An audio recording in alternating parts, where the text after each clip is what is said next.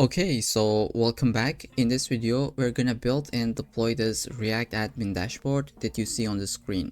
It is going to have 7 different pages and all of them are gonna be responsive. So let's go through each of them one by one. Starting off with the overview page. We have some stats at the top and 2 or maybe 3 different charts below to it. The first one is gonna be a line chart, then we have a pie chart and a bar chart, and we're gonna see how to build all of them one by one. Next we have the products page, again with some stats, then a table and 2 different charts below to it. Same for the users, some stats, table and some different charts. Let's take a look at the sales page. We have an area chart that is really cool animated and pretty cool looking. Then we have 2 different charts below to it, a pie chart with a legend element, which means basically the labels, and we have a bar chart next to it. Then we have the orders, again some charts, stats and a table. For the analytics, we have 2 different elements for the area chart with some overview cards and different charts below to it. And this is pie chart, bar chart, line chart, and this is what we called a radar chart. Then we have AI powered insights section, and finally we have the settings page, and this is also really cool looking with some toggle switches, and these are going to be for the preferences page, right? And everything is going to be completely responsive. So this is how it looks in the larger screens, and this is how it's going to look in the tablets. And if we go into the mobile, we can shrink the sidebar. This is how that will look, right? And we have a really cool animation on the sidebar as well. This is going to be it for the homepage. Again, completely responsive without any issues, and for the other pages as well. So when it comes to the tech stack, we will be using React, Tailwind CSS, Recharts, and Framer Motion for the animations, such as these loading animations for each component. But for the charts, they are animated out of the box with the help of Recharts. So if you want to follow along and learn the entire process, you can watch the video, but else you can just get the source code that will be in the description. If you're ready, let's get into it. Okay, so to get started with, I have just created an empty folder on my desktop. I call it as admin dashboard, and then I just open it up in VS Code. Now to get started with, I'll just press Ctrl J to open up a new terminal, and then I just want to initialize a React application under the current folder. So I will say npm create vite at latest, and we're gonna put dot at the end. This will indicate that we would like to create this application under the current folder. So this is what that means, or it is going to be something like this, but you could just put dot for simplicity. Okay, so this is going to ask us 2 different questions where we would like to go with React as well as JavaScript. So I'm not going to select TypeScript just because I want to keep this as beginner friendly as possible, but if you are comfortable with, you can select TypeScript as well. So I will just select React and JavaScript. Now it just created all these files and folders for us, and now we need to just run npm install, or npmi for short, which is going to install all the packages that we would need. And it's going to put all of them under the node modules folder under the current folder, right? So let's just wait for this to complete. And once this is done, we can basically run our application. Okay, so we got all of our packages under the node modules, and it keeps installing. Okay, there we go. It has just been installed. Now we could type npm run dev, which is going to go ahead and start it under the localhost 5173. So let's control click to it. There we go. This is the application that we just created, and this is the demo application that I will just keep it open so that we can really reference it as we build the current application that we have. So this is what Vite gives you out of the box. Okay, so the very first thing I'd like to do is just initialize Tailwind, because this is what we'll be using. So I'll just open up a new tab and just say Tailwind and Vite. and we're just gonna go through the installation guide. So we already created a project, right? Let me just zoom in. So we have already done this. Now we'd like to install the Tailwind CSS. I'll go ahead, copy this, and open up a new terminal, or maybe you can just kill this one because we really need it to be able to make Tailwind work. So just make sure you kill the current terminal and paste it. Okay, so it's gonna first run the first command, which is this one, and once this has been installed, it's gonna run this one. Okay, so let's just wait for this to complete. The first one is done. Let's press this, which is gonna give us a Tailwind config file that we can copy this content and paste it into. I'll copy it. There we go. We just got that. Where is it? Okay, it is this one, and I'll shrink this, paste it. Okay, the very last thing we need to do is just use this like directives, Tailwind directives, copy it and put it into the index.css. Okay, I'll just delete this entire file, paste it, and we're not going to be using app.css, so let's just delete it completely. Now we can really just say npm run dev, and we can just test this out if Tailwind is working or not. To be able to test this, I'll just go ahead and first maybe delete everything in this file. I'll just say div, and let's say hello. We can just give some classes.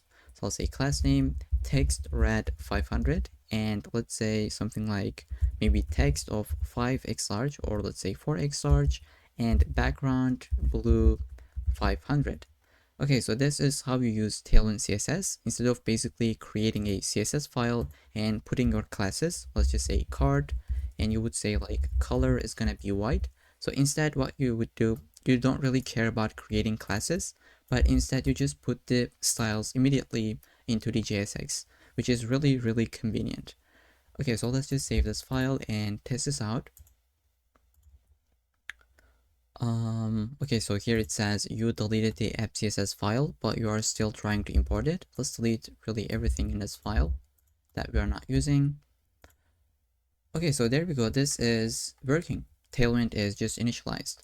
What I'd like to do is maybe, let's just see, I want to actually fix this ESLint a little bit because currently there are a couple of issues that I just want to fix. The first one is if you put something like it's a beautiful day, then you get this kind of like warning. It says you cannot use single quote, you should one of these so that you can escape it.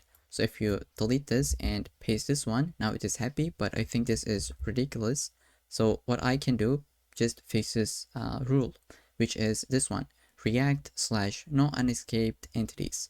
I'll go into this file under the rules. I'll just say react slash let's say, how did we call it? No unescaped entities, and this is gonna be off. Now if we go here and just put this single quote, now it is happy with us. The other thing is that if we got some props, let's say we got something like name, right? And if you don't use it, first you get this warning, which is fine. Let's just say console.log name. But here this is still not happy. It says, I don't know the prop types. And let's just turn this off as well. So I'll just go here, and if you can take a look at it, you can see it is called, oops, react/prop-types. I just want to shut this off, right? React prop types, there we go. And to be able to get this completions, probably most of you know this and maybe use it. I use GitHub Copilot. This is an extension that you can use. If you're a student, you can use this for free after filling a form in their website. But if you're not a student, then you're gonna pay $10 a month to be able to make this work. And there are some free alternatives as well. Okay, so with that out of the way, now we can really use, maybe we could just immediately build our application. So let's handle the setup as well. I don't need to have this assets folder. I'll just go ahead and delete it. And maybe we can just start with our application. Now, oops, let's just zoom out. The very first thing I'd like to do is just allow my application to have different pages, because currently, like, this is the home page, right? This is the products page, users page, and we'd like to have all these pages. To be able to make this work, we need to install a package, which is React Router DOM. So I'll just say npm install React Router-DOM, and I'd like to use Lucid React for icons. so that we can really have all these icons that you see in this application. I think other than this, we don't really need any packages. Like obviously we need the recharts. How could I forget this? We'll be using this to be able to have the charts as well. And once we use them, I'll just explain each. Let's press enter. It's going to install all of them and we can set up our pages. Okay. Now to be able to make this setup, you need to visit main.jsx. This is where I'd like to set this up. So I need to wrap my application with something called browser router. Let's get this and I'll explain what this does basically. Okay, so instead of having app here, we're going to basically put it into this component. Let's try to import it. Okay, it is coming from React Router DOM. So we wrap our application with this browser router so that we can really use all the components that are coming from this package. So they're going to be things like routes and link elements, and there are a lot to use. So let's just try to delete this part. I will create first a div. This is what we're going to be returning. Let's say we'll have class name of flags. Height is going to be screen, and we can give the background gray of 900. We can give the text gray of 100, and overflow is going to be hidden. Then inside we can really put our routes. So let's just say routes and import this from React Router DOM, and now we can just put one route at a time. So let's say if we visit the home page, then we would like to see the element. Let's say element. This is going to be the let's say overview page. You can call this also as home page, but this is what I'd like to call. And then we're going to go ahead and create the products page. Okay, once we visit this, we'll like to see the products. If I can type, let's say products page. Okay, so for now, let's just keep only these and let's create our pages. The first one is going to be overview page.jsx, and the second one is going to be products page.jsx. Okay, now I'll be using an extension to be able to generate this starter code, and most of you know this as well, but in case you haven't seen it, it is this extension that you need to install, and once you have done this, you can now use REFCE to get this functional component. And I'll save this file. Let's do the same thing for this one. We'll go here and just try to import both of them. Okay, now let's just test this out if it is working or not. I am in the home page. I can see the overview page content, and if I visit the products page, then I'm gonna see the products page content. So there we go. We're gonna have all these pages. It's about I don't know, like 7 different pages that we have in this application. We can start with the sidebar component. Then we're gonna build the homepage content. Okay, so I'll just go here. Maybe first what I can do is just add a cool background to our application. So I'll just say background and let's give it, I'll say div. This is going to be fixed to the document. So let's say fixed. Inset is going to be 0 and we'll say z index of 0 as well. We're going to give one div. This could be self-closed because this is just going to be styling, and we're going to have one more, and let's try to put the classes. So let's say absolute on this one instead of 0. This basically makes sure that it takes the entire document, so it is widthful and heightful. Let's say background gradient to bottom right, let's say from this color to gray 900, and you can use this via so that you just have a little bit more different color in between. There we go. Then once we have done this, we'll just say opacity is going to be, let's say 80. And to be able to get this formatting or autocomplete, I am using this extension called Tailwind IntelliSense. Okay, so it is this one that you should install to be able to make that work, right? To get that highlighting. Now let me just close all these files so that they're not distracting. Okay, this is the first thing that we had. Now the other div is going to be, let's say class name of absolute, inset of 0, and backdrop blur, let's say small. And if you don't know what this class does, you can just hover over it and take a look at the properties that is being passed. So basically this gives a blur of 4 pixels and then the CSS variables that Tailwind has. So if you take a look at this, it just says position is going to be absolute. You can take a look at it. This says it's going to be 100 VH. And at any point, you can pause the video and take a look at the classes that you really wonder. With this, now let's save. The background should be updated a little bit. There we can see we have this kind of like gradient, how do we call it? Like going from top left to the bottom right. And text is behind this. Maybe we can just say z index is gonna be -10, how it's gonna look like, but it is completely gone now. For now, let's just keep it as z. Do we have 1? Okay, so let's just keep it z index of 0, and we can give more onto these elements. Okay, now what I'll be doing is to put sidebar component. Now you might be asking, why do we put it above the routes? It's because we would like to see the sidebar component in every single page. Now later we'll have a bunch of different pages, right? And we would like to see that sidebar component in all these pages. That's why we put it above the routes. Let's go ahead and create a components folder. Okay, inside I'll just say sidebar.jsx.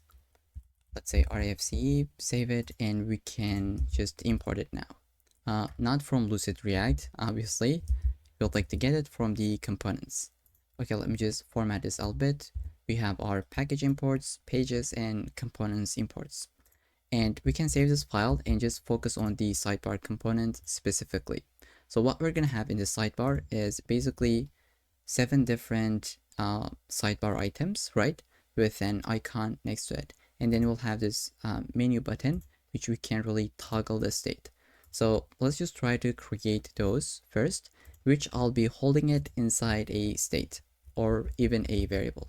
So I'll just say const sidebar, let's say items.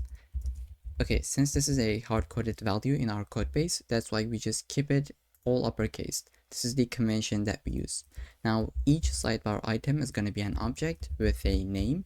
Let's say the first one is going to be overview. Then it's going to have an icon.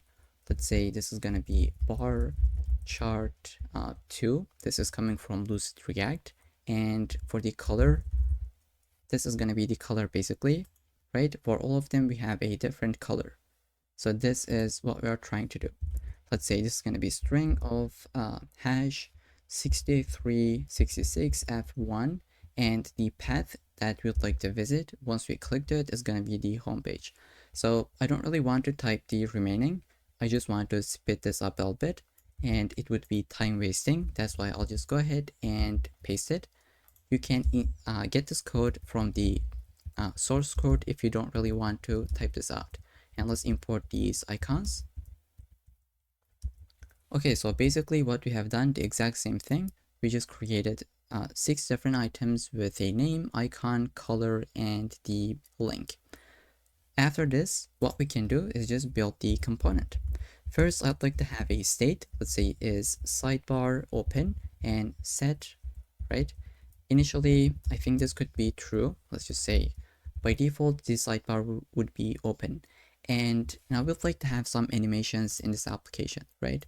So there we can see like there are some really cool transitions. And for this, we'll be using a package called Framer Motion. And I don't know why I have this B in the terminal, but let's just delete it and just say npm install framer-motion. Okay, so it's gonna install it, and this package is really cool and really convenient to create animations. So I'll just go ahead, maybe delete this, return this part, and just say div. So instead of just having a div, I'd like to have some animations, right? I just want to have some motion. So let me just say motion.div. And let's go ahead and import the motion. I will say import motion from Framer Motion, and make sure this is how you import it. Then what we'd like to do in this motion, first let's like in this div, is just to give some classes. I'll say class name, this is gonna be relative, let's say z index of 10, and we're giving this z index of 10 because otherwise this would be on top of the content. So we just increment the z index on this one. And let's say transition is going to be all duration 300 milliseconds, is in and out. Then we'll like to have flex shrink of 0. Then I just want to have some conditional check. That's why I need to wrap this with curly braces, then delete those codes and just make them to be, backticks. Okay, now inside, this is the check that I will put. Let's say if is sidebar open, then width is going to be 64, otherwise width is going to be, let's say, 20. Okay, so depending on this state, the width is just gonna update just like this. And if you feel like we're going a bit slow, where I just explain everything, I'll just go a little bit slow at the beginnings so that we could really understand everything that we do and just get familiar with the code base a little bit. And once we build maybe the first 2 pages, then we can really speed up the process on these pages. Okay, so I just want to make sure we just understand everything that we do. Then we're gonna put the animate class or prop, where we just say width is going to be, let's say, if the sidebar is open, 256, but otherwise it's gonna be 80.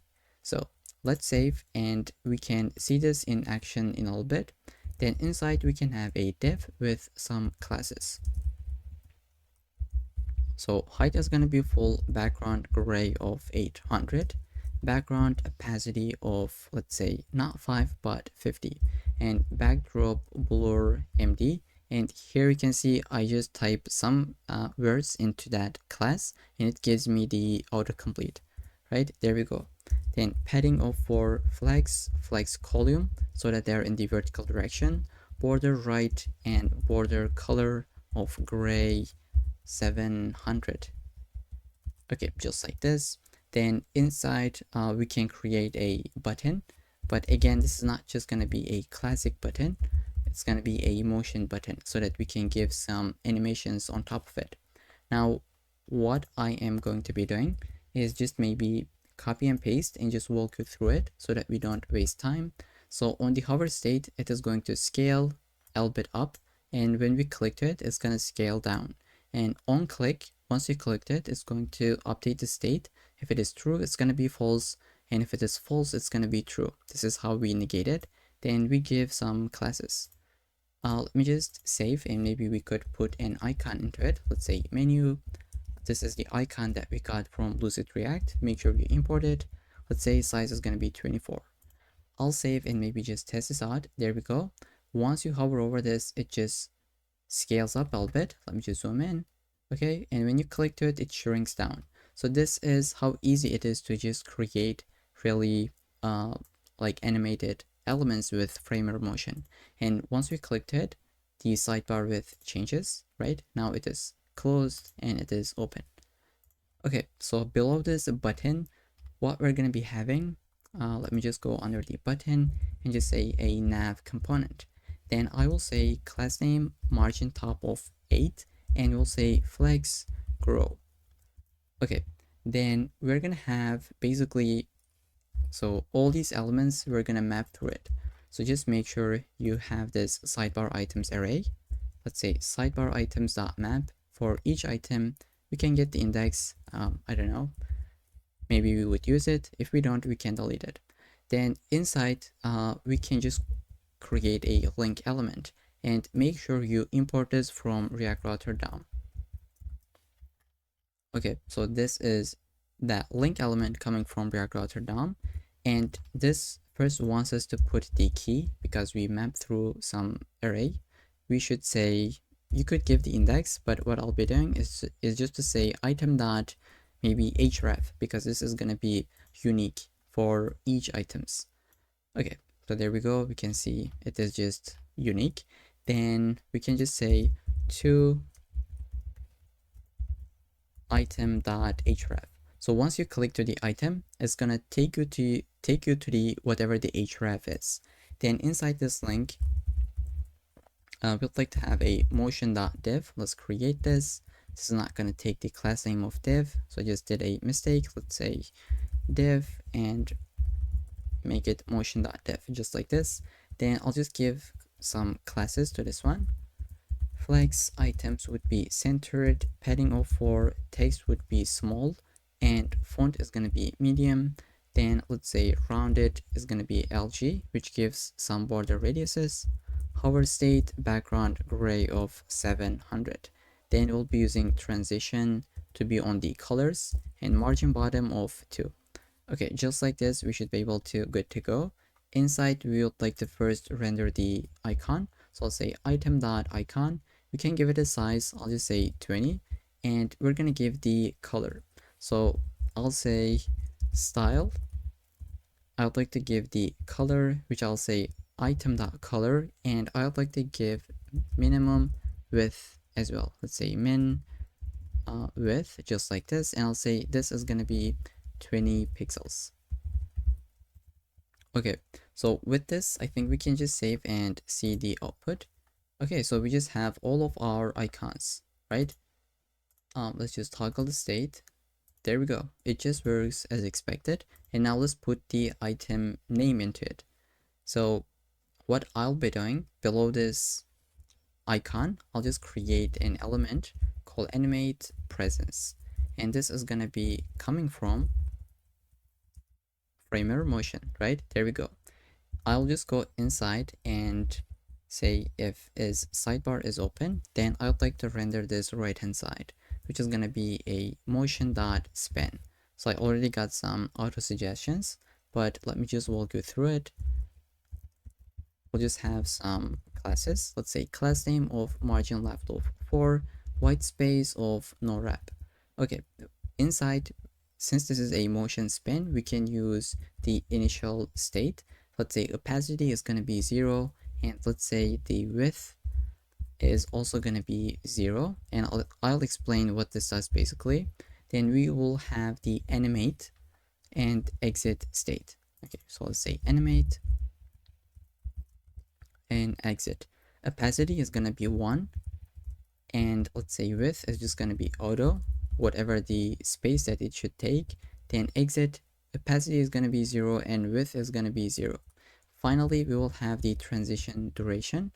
Say transition, it's going to take duration of 0.2 and delay of, let's say, 0.3. Okay, so inside we will finally have item.name, and make sure you wrap this with curly braces. Okay, I think we can delete this index, we are not using it. And there we go. Now let me just refresh. So do you see how it just animates? And it's because we are using this like this part where we say if sidebar is open, you should render this motion span. Initially, opacity is 0 and width is 0. But in the animate state, opacity is 1 and width is auto. So this is why you see this opacity goes from 0 to 1 and width also goes to auto. And in the exit state, where when you close this off, right, do you see like opacity goes back to 0 and the width changes? So this is what we have done, and we have added the transition, and we need to wrap it with animate presence component. So you can hover over it and read about this more if you really want to get into it.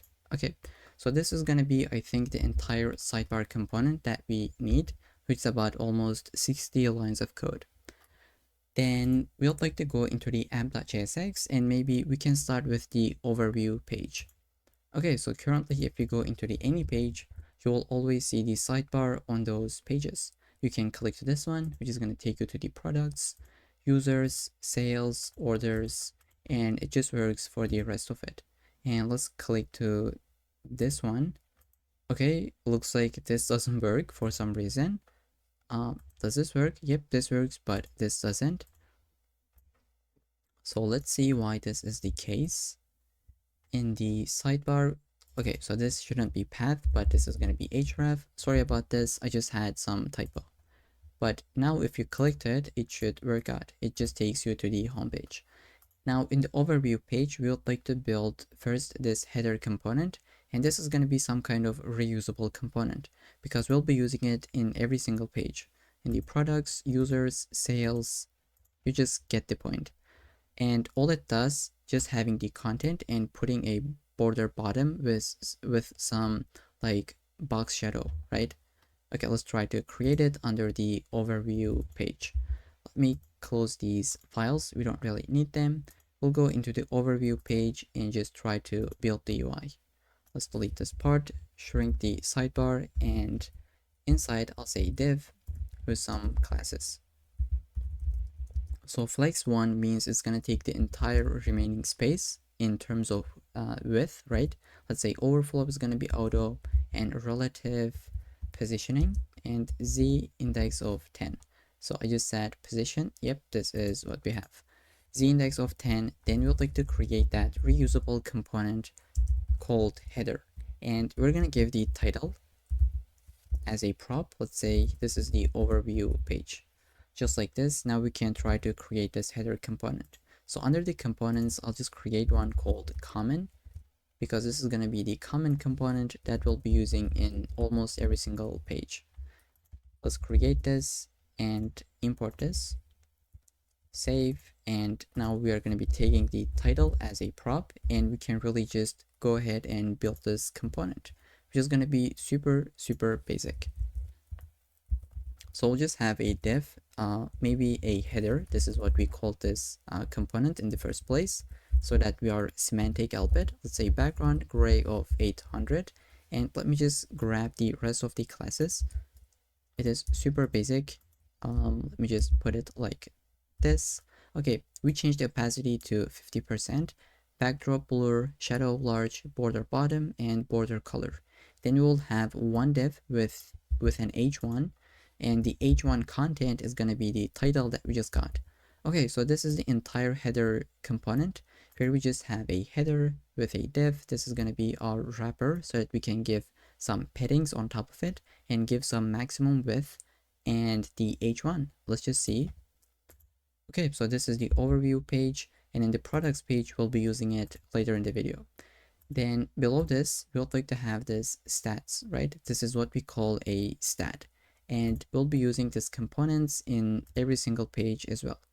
So this could be also a, so to say, common component. So I'll just say stat, maybe card.jsx. And let's just try to initialize it, save it, and under the overview page, we'll be using it.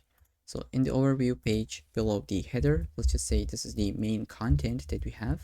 Let's say class name, we'll give maximum width of 7x large and mx of auto, and I'll say padding y of 6, padding x of 4, and larger screens and above we would like to have padding x of 8. So this is how we can make it responsive in Tailwind. So you would say like starting from the smallest screens up until to the large, I would like to have this padding in the x direction, and in the larger screens and above I would like to update it, and you can put things like maybe x large and above. Let me just say x large and above. You can just say padding x is going to be, let's say 12 or 20, and this would work. This is how you make like elements to be responsive in Tailwind. Okay, inside this main, we would like to have our stats, right? Let's just say motion dot div, and let me just wrap it like this.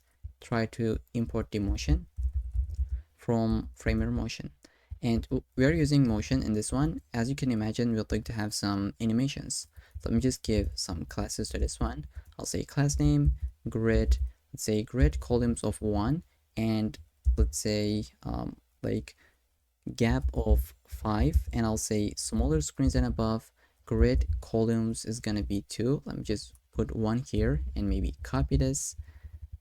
Okay, grid columns of 2 on the smaller screens and above, and large screens and above we would like to have 4 elements next to each. So let me just show this. Like we have 4, and here we have 2, and here we have 1. So this is how it is being responsive with these helper like pseudo classes. I don't know how we call it, but it just works, right? Let's say margin bottom of 8, and this is going to be it for our class.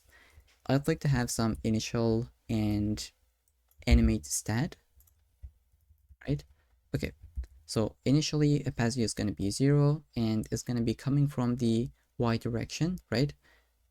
So that we could have, let me just refresh. So we just have this kind of going from bottom to top. Okay, so this is what we have just done. And inside this motion div, we would like to have 4 different stat cards. Let me just say stat card and import this. This is going to be self-closed and we'll just have 4 different of them. So the first one is going to take the prop of name. Let me just say name is going to be total sales. And then we'll have the icon.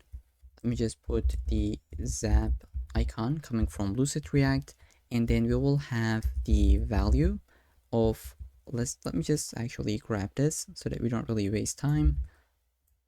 Okay, we're gonna have some dollar, right? This is what we have in the demo application, a title icon, and then like this value, and then a color. So color changes from purple to this purple, pink, and yellow. So basically, this is the things that we are sending as a prop. Let me just grab all of them and paste it. Let's import these icons.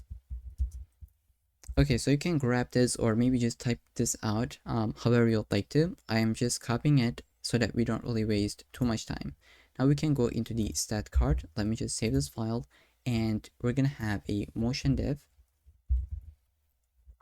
Let's say motion.div and we can import it from, let's say, motion, framer motion. There we go. This is gonna have again some animations, but only in the hover state. So I'll copy it and paste it to here. Once we hover over it, we'll just take it a little bit above with some box shadow being implemented. Let's say class name, background of gray 800, and you know what? I'll just do the exact same thing. Copy and paste. This is super basic classes that we have done multiple times so far, right? Inside we'll have a div, let's say class name, padding x of 4, padding y of 5, smaller screens and above, we can increment the padding a little bit. So I'll say padding is going to be 6 on all directions. Then we'll have a span, which is going to hold the icon basically. Now, what is this icon is coming from, right? Where is the place? Well, obviously the props. So we pass the name, icon, value, and then the color. But now, since we are rendering a React element, we should just uppercase this to be like this. So this is how you rename props, right? Okay, so we just got the icon. Let's give it a size of, I don't know, let's say 20. And we're gonna give the class name of margin right of 2. And let's say the color, I think we cannot give the color like this, but we can just say this is going to be the color that we are sending as a prop. And below this icon, we'll just say you're just going to put the name. Let's make this to be flex so that they are side by side. Flex items centered. Then we'll have text of small for this one, font medium, as well as the text gray of 400. This is what I'll be doing. There we go. We have just span, and let's just put a p tag with the value that we just sent. This p tag is going to take a couple of classes. Say margin top of 1, text of 3x large, font semi bold, and text gray 100. So Copilot just helped me out. Okay, let's save, and there we go. This is how that works. We have total sales, new users, products, and conversion rate. Once we refresh, we just got this beautiful animation, and on the hover state, we got this implemented, right? Okay, so this is gonna be for the stat cards. Inside, or maybe below this, we would like to have our charts. Let me just say charts, and now we would like to implement our very first chart. So first I'll say div, and let's give some classes. Let's say grid, grid columns of 1, larger screens and above, grid columns is gonna be 2, and gap is gonna be 8. So we say this is gonna be 2 is because in the larger screens we would like to see both of them next to each, but once we hit smaller screens, we would like to just have them like in the vertical direction. And this is what we have just added. The very first chart we would like to add is going to be sales overview chart, which is this one, right? This is a line chart that we're going to create. Okay, so let's try to create this. Under the components, I'll create a folder for the overview page, and I will put this into it. And let's try to create this component now. So obviously we'll be using recharts. Let me just grab the imports, and I'll explain how this works, right? I'll just show this, and you would like to also get the motion from Framer Motion. Okay, we'll be using motion as well. Now, how recharts work is that you need to put some data, right? You need to provide some data so that it can visualize it. In this case, we have the months, right? As well as some values. Now you can grab this data. I prepared it for you already so that we don't really waste time. And you can grab this from the GitHub repo under this file, and we'll be using it. So at this point, I would suggest you to just open up the source code in one of your tabs, right? So that once we just copy something in, you can just grab it immediately. Let's say RAFCE, just to get this boilerplate code. And the very first thing we'd like to return is just going to be motion div. Let's say motion and put dot. And let me just give the styles for the animation, right? We'll have the initial, animate, and transition properties.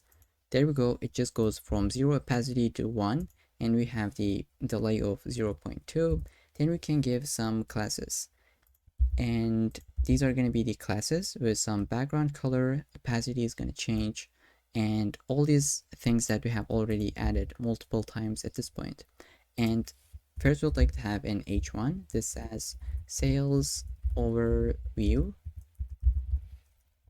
and let's try to give some classes. Text is going to be large. Font is not going to be semi-bold, but it's going to be medium. Margin bottom of 4. Text gray of 100. Okay, so this is going to be our h2, which is going to be this one, and below this we would like to have our actual chart. So I'll just go below h2, just say one div with height of 80, which is equal to like 320 pixels, right? This is what we have, and we would like to use the responsive container component so that it is going to be responsive. Let's say width is going to be 100%, and same for the height. And this is how we're going to be using it. Basically, get the line chart component, and we need to put the data into it. So data is going to be sales data that we just have. And then this takes the Cartesian grid. Okay, this is going to take this stroke dash array, and we can put 3 to 3, and we can give even a stroke color. So I'll just say stroke color is going to be, let's say 4B 5563. This is the value that I'd like to use, and we're going to have x-axis. Let me just make this to be a component. X-axis, and this is going to be self-closed. Now the data key here, let's say data key, is going to be name. So what does this mean, right? In the x-axis, we would like to see the name, which is going to be the months, right? So if you make this to be name x, right, all of them, then this should be name x as well. So this is how you make that to match. And in the y-axis, we would like to see the values. I'll say duplicate this. We're going to say y-axis, but in the y-axis, we're not going to put the data key for now. We'll just say stroke color is going to be this one. Let's say hash 9CA3AF. Okay, below the y-axis, and let's make sure this is uppercased. And by the way, we have all these imports at the top, and we're just using them one by one. So below this, we're going to have a tooltip, which is this component that you see, right? You just see this like March sales 1800. This is the tooltip component. Okay, inside we're gonna have a couple of things. First, let me just grab the item style and content style. These are the props that you should pass. I just gave some colors and we're gonna put the line into it. Okay, so let me just save and just try to explain. We have this type of monotone, and if you delete this, press Control Space, you can see we have a bunch of different actually variants. This is what you'd like to use, and data key is going to be sales so that it is in the y-axis. So stroke color with the dot, right, and active dot. Let's save and try to import this and just see the output. It's gonna refresh and there we go, but we just have some issues. Let's see. Here I said this is the line that we have. We have the name for the data key, and I think we should give this a stroke as well. Let me just copy this and paste it. This is the same color. Let me just refresh. Okay, so this didn't work out. Probably we're missing something. So we have the responsive container, line chart, Cartesian grid with stroke. So why this doesn't work out? Let me just take a look at it pretty quickly. I'm sure this should be working. We have name, sales on the sales data, and this is what we have passed to the line chart. Let me just quickly debug this and come back to the video. So I just realized this tooltip should be actually self-closed. So it should be like this, and let's save, and this should be working out now. Now you might be asking, how do I learn all these? Well, it is basically in the documentation. You can visit recharts, say recharts, and from here you can really see different examples. And this is actually what they are using in the homepage. Let's say examples on the line chart. This is the usage that they have. So they're using class components, but I think you can find the functional version as well. Probably you don't really need it because this is the only thing that you are interested in the first place. Responsive container, line chart, and the everything that we have put. Maybe there are some additional things that we're going to be using later in the video. And this is the array that they have. So when you hover over it, you can see those different metrics. Okay, so we have area chart, which is something that we'll be using. This is what we're going to be using as well. We are not going to use this one, but you can really see the example. We are going to be using pie chart, radar chart, and I think, yeah, this is going to be it. So yeah, anyways, all I'm trying to say that you can find the documentation and just learn everything from there that I am doing. But this is really convenient for you so that you can really write the code and just see the output with a really cool design already being implemented. Okay, this is going to be sales overview chart, and next thing we'd like to add is going to be this chart that we have. So category distribution and sales by channel, right? Let's try to create them. I will duplicate this. The name is going to be category. Let me just grab the name. I am too lazy to type this out. Category distribution chart, as well as sales channel chart. These are the components that we'd like to create under the overview, right? I'll grab the name, let's say .jsx, create it, save it, close it. Do the same thing for this one. Create it, save it, close it, and let's just try to import them. For some reason, we cannot get this and this one as well. So let's try to import them manually. I'll say grab this from this route and grab this one as well, right? Let's try to optimize this a little bit or format it. Okay, so we have package imports and then the component imports. Let's try to start with the category distribution chart. And this is going to be a pie chart. You can take a look at the example in the documentation, but I'll just try to walk you through with the example that we have. So again, the first thing we would need is obviously the framer motion. We'd like to use these animations almost in every single place that we could use. Then we're gonna get the imports from recharts.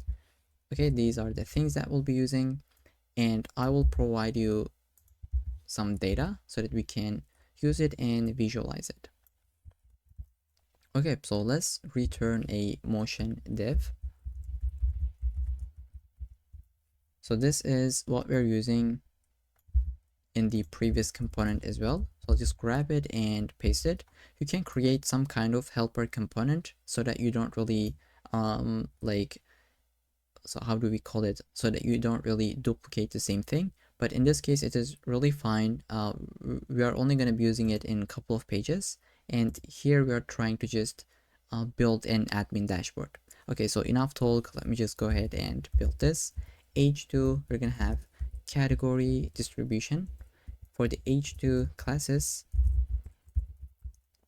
text text large, not X large, font medium, margin bottom of 4, text gray of 100. Okay, so inside below this we're gonna have the exact same div element with the class name of, let's say, height of 80, right? Let me just put them side by side so that you can really see that what we're doing is actually similar. So let me just zoom out twice. Okay, so this is what we have done just now, and this is what we have done previously. It is almost the same thing, right? Almost like completely the same thing. We have H2 with the same classes, and we just have this div that we just created, and we're gonna change this content so that we can have a pie chart. Okay, let me just zoom in, bring this to here, and work on this one. We will have a responsive container, which is going to take a width and height 100 and height of 100 as well.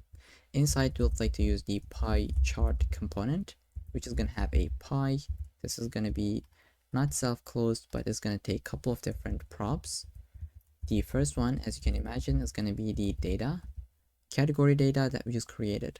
So the positioning from the center, X direction is going to be 50, so that is being centered, and in the Y direction as well. Let's say label line, it is going to be false. Then we'll have outer radius, it's going to be, let's say, 80. Then fill color, this is going to be, obviously, let's say hash 8884D8. Okay, the data key for this is going to be a value because this is what you'd like to have on this pie. Then we'll have the label. We can really just put some calculations, right? So when you hover over it, before hovering it, we would like to show this percentage at the end. So 14%, 13, 31, and all these. This is how we can customize it. For the label, I'll just paste this. We got the name and then the percentage, and we just make this to look like this. Inside, we're gonna have the category data, and basically we will show a cell into it. So let me just paste this. From the category data, we would like to just show the name as the cell, right? I think it is gonna be these ones that we see below. And as you can tell, there are different colors, which is gonna be coming from a variable. It's gonna be this one. So you can grab this, and below this cell, we are gonna have tooltip. Let me just first save to get this formatting. Below this pie, say tooltip, and this is gonna be self-closed. Okay, it's gonna look like this, and we need to give again the content style into it as well as the item style. Finally, below this we will have a legend component. Okay, so this is going to be the entire component that we would need to be able to get this output, and it just works as expected. If we delete the legend component, it is not going to show the below section. This is what that does, basically. Okay, so I think we're making a good progress at this point. The very last component for this page is going to be this sales by channel component, which is going to be a bar chart. We have 4 different elements, and again some legend component at the bottom. So let's try to create it. This is going to be, I think, simpler than what we have done so far. Let's go into this component and just try to build the UI. As always, I'll give you the variables that you would need, which we have some data as well as colors. let's say import motion from Framer Motion.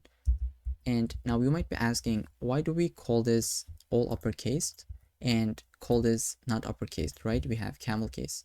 Well, this would be a valid question. What I would say, probably you should call this as all uppercase. Let's say sales, maybe channel data, and you'll like to keep this all uppercase because this is a hard-coded value that you have and it is constant, right?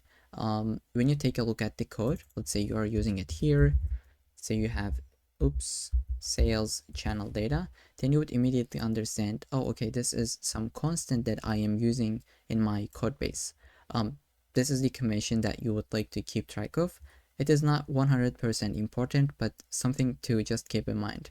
For this, I will leave it like this, and maybe from here on out, we can just make all of them uppercase. Okay, so we're gonna go ahead and, as always, just create a motion div. So it's gonna be almost the same thing. That's why I just copied and pasted. You can see this from the other components that we just created, right? Okay, I hope you're not getting mad at me at this point, since because I am copying and pasting, but all I do is just getting some colors and changing opacity, adding some transitions on top of it. Okay, we'll have an H2 as always that we do. Text large, font medium, margin bottom 4, and a color. This has sales by channel. Then div with age of 80. Inside we'll have responsive, if I can type, responsive container. Let's grab this from recharts, and maybe I can grab all the imports, paste it so that we can really use them one by one. So we'd like to use the bar chart component, as I said. Let's grab this, close that off. We will have the data to be sales channel data, and this is the only thing that we'd like to pass. We'll have Cartesian grid, and as always, the x-axis and y-axis that we have done. Okay, so I'm just having some issues, but it should be inside.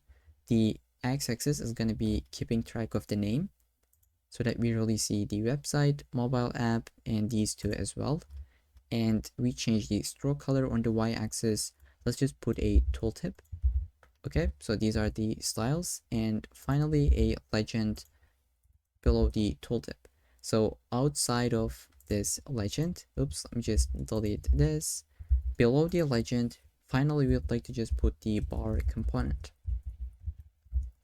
Okay, so this bar is going to be taking the data key of value so that we can really display the values, and fill is going to be this string value, let's say 88, 84, and then we'll have, let's say, D8. Okay, this purple-ish color. Inside will basically, how do we say it? Like, we're gonna map 3D sales channel data. Say map, get the entry, the index, and we'll just return a cell. So I think this should be doing the magic. Let's save, and you're gonna see what this does. Basically, this first gives it a key to get rid of the errors from React, and it just changed the fill color, right?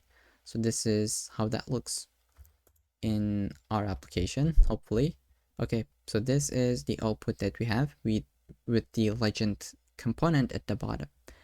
I think this is the exact same thing that we just have in both pages, right? So almost there is zero differences. This is gonna be it for the overview page, and I think next we'd like to build the products page. So with that, I'll see you in the next section. Okay, so welcome back. In this section, we would like to build the products page. In the previous one, we have built this overview page, which is looking really cool. And this is the current application that we have, by the way, right? But we need to build the product page, which is really similar to this one. We have the stats, right? Let's take a look at it. We have these stats and these two charts. And in the middle, we have this table. So what we can do is just speed up the process a little bit by copying and pasting these elements, because we have already done this here, right? Okay, let's just go into the product page component. And first of all, I'll provide you some data for the category data. I think we don't really need to get any data on this component. So let me just actually walk you through step by step. We'd like to return a div in the first place, and this div is going to be the same thing what we have here with a header, right? Let's just grab this, paste it. There we go. For the header, instead of title of being overview, we will have products. And below this, we're gonna have a main element with some stats, right? So I'm just grab this and put it and close the main off. Okay, now we can import the motion. Not this one, man. We'd like to get the motion from Framer motion. Okay, let's give a bit space. We'd like to get some stat cards, but we're not gonna have things like total sales, new users, but instead this should be related to products, which is gonna be really similar to these ones, but with these props, right? Let's try to import these icons, and you can grab this from the GitHub repo. As I said, since we have done this previously, I just want to split this up a little bit by copying and pasting this same part so that we can focus on the different parts in detail, and this tutorial doesn't get too much long and you're not get bored. Okay, before we render the product table, let's just see how this is gonna look like. I'll save and go into the products page. There we go. Once we refresh, we have this motion that goes from 0 opacity to 1, and y direction is 20 to 0. If you put 200, this should be starting from a little bit more bottom. Let's refresh. Do you see like how it's going from really bottom? But I think 20 should work fine. It's just like really subtle and really cool. We're gonna have the products table in the middle, but maybe before that, let's just try to put these two elements, right? For the product table, let's create that, by the way. Under the components, let's just first shrink everything. Here we'd like to have one folder for the product, and we'd like to have, I don't know, maybe should we call it as products? That would make a little bit more sense. Let's say products, so that we know these are the components for the products page. And I will say product table. For now, the content is just going to be empty so that we can really import it without any issues. Let's say product table. Do I have a typo here? Product table. Okay, so for some reason I cannot get the auto suggestion. Well, let me just grab this like this. Okay, this is the correct path. And below this, we'd like to have two charts. Let me say charts, and we're gonna have one div with the class of grid columns of 1 on the mobile, and larger screens and above grid columns is gonna be 2. Okay, finally gap of 8 so that they are just a little bit spaced out. First element is gonna be sales trend chart, which is something that we'll create just in a second. Then the other one is gonna be category distribution chart. Do we have this already? So looks like we already have it in the overview. Okay, so let's see why this is the case. In the products, we have category distribution, and on the products, I mean in the overview, we have the same thing. So I think we can just use the exact same component. Do we have the same categories like books, clothing? Okay, so actually this is the exact same thing. What I'll be doing is maybe get this one, and it should be working out already.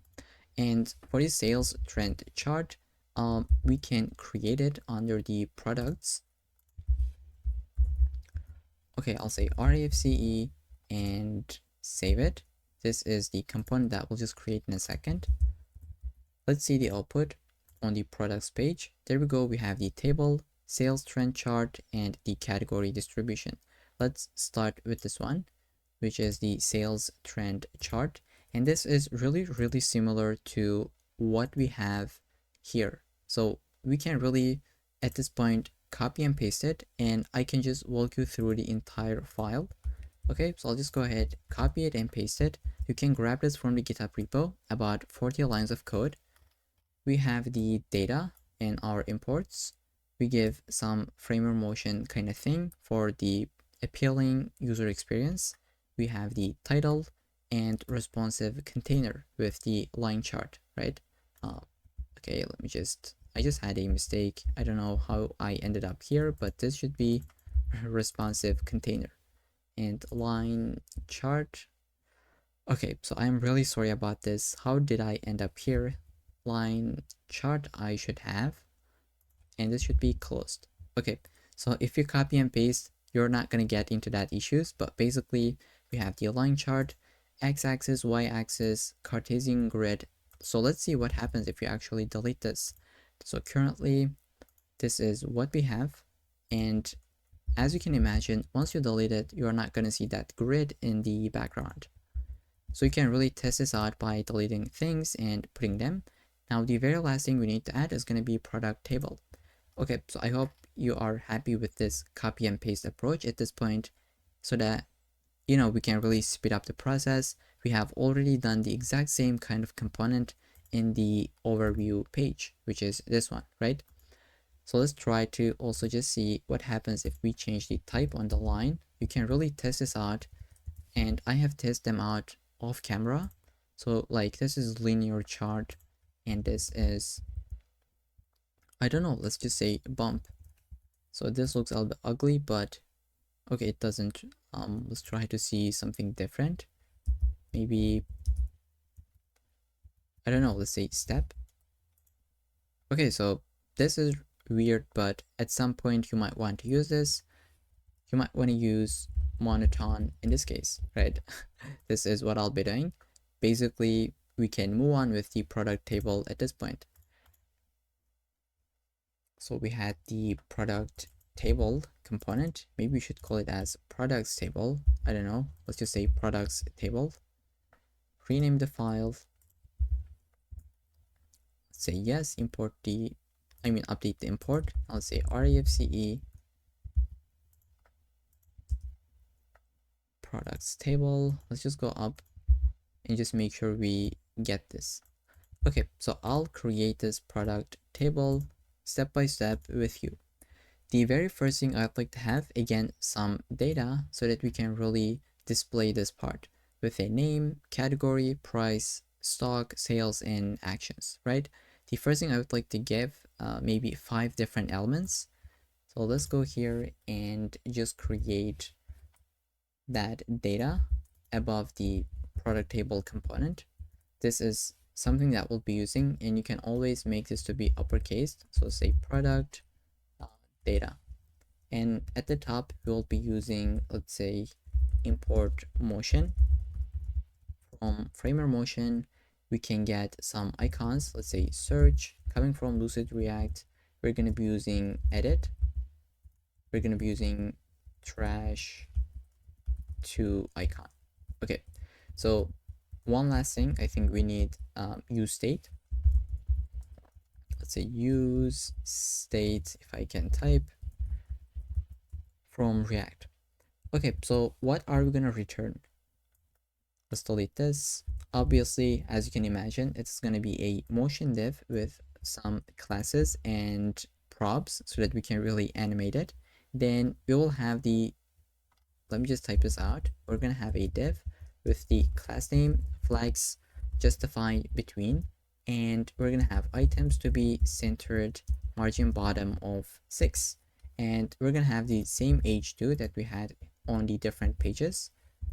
This is gonna say product list, and let's say we'll have a div with the class name being relative, and inside this div we're gonna have an input so that we can really see this input element on the right hand side next to the product list, but they are spaced out. So this is gonna have a couple of classes. Let me just put all of them. Type text, placeholder, it says search products, and we have background, text white, placeholder color is a bit rounded. We have border radius of 8 pixels, padding left, right, Y. On the focus state, outline is going to be none, but instead we're going to give this ring blue color. Okay, so I think this is going to be it for the input. Below this, we can just show a search icon that we have imported already. So let's say absolute left direction of 3 from the top 2.5, text gray 400, and size I think 18 is a bit better. Let's save and we should be able to see it. Okay, so this is how that looks. Once you focus, you see this ring of 500 blue color. And below this, what you'd like to do is just show a table, right? I'll go above this div, I mean not above but below, right? Outside of it, we'll say div with the class of overflow x of auto. So when it overflows in the x direction, we're gonna get a scroll bar so that we can really see it even in our mobile devices. Let me just scroll. We're gonna have a table, as you can imagine, and class name minimum width is gonna be full. Let's say divide y direction, right? And we'll say divide gray of 300 or maybe 700 in this case. Then we'll have a table head, which is gonna basically hold our table rows. So it is gonna be this part. Okay, so name, category, price, and rest of these. Let's just say table row. This is what we're gonna have, table head, and each table head is gonna have these classes. Let's say class name padding x of 6, padding y of 3, text is gonna be left, text x small, font medium, text gray of let's say 400. We're gonna uppercase it, and we can say tracking is gonna be wider, which stands for letter spacing. We just make this to be a little bit wide, and there are different options. Let's say tight, you have tighter as well. Okay, so like you have minus, and it just works out, right? I'll just say wider, and I'll say this is gonna be the name, and I'll basically copy this 1, 2, 3, 4, 5. And to be able to make this, I use Shift Alt and arrow key down, and let's change the name, which is going to be category, and for this one it is going to be price. And let's go to this one. Instead of price, this is going to be stock, sales, and finally the actions. Okay, this is gonna be it for the table head. Let's save.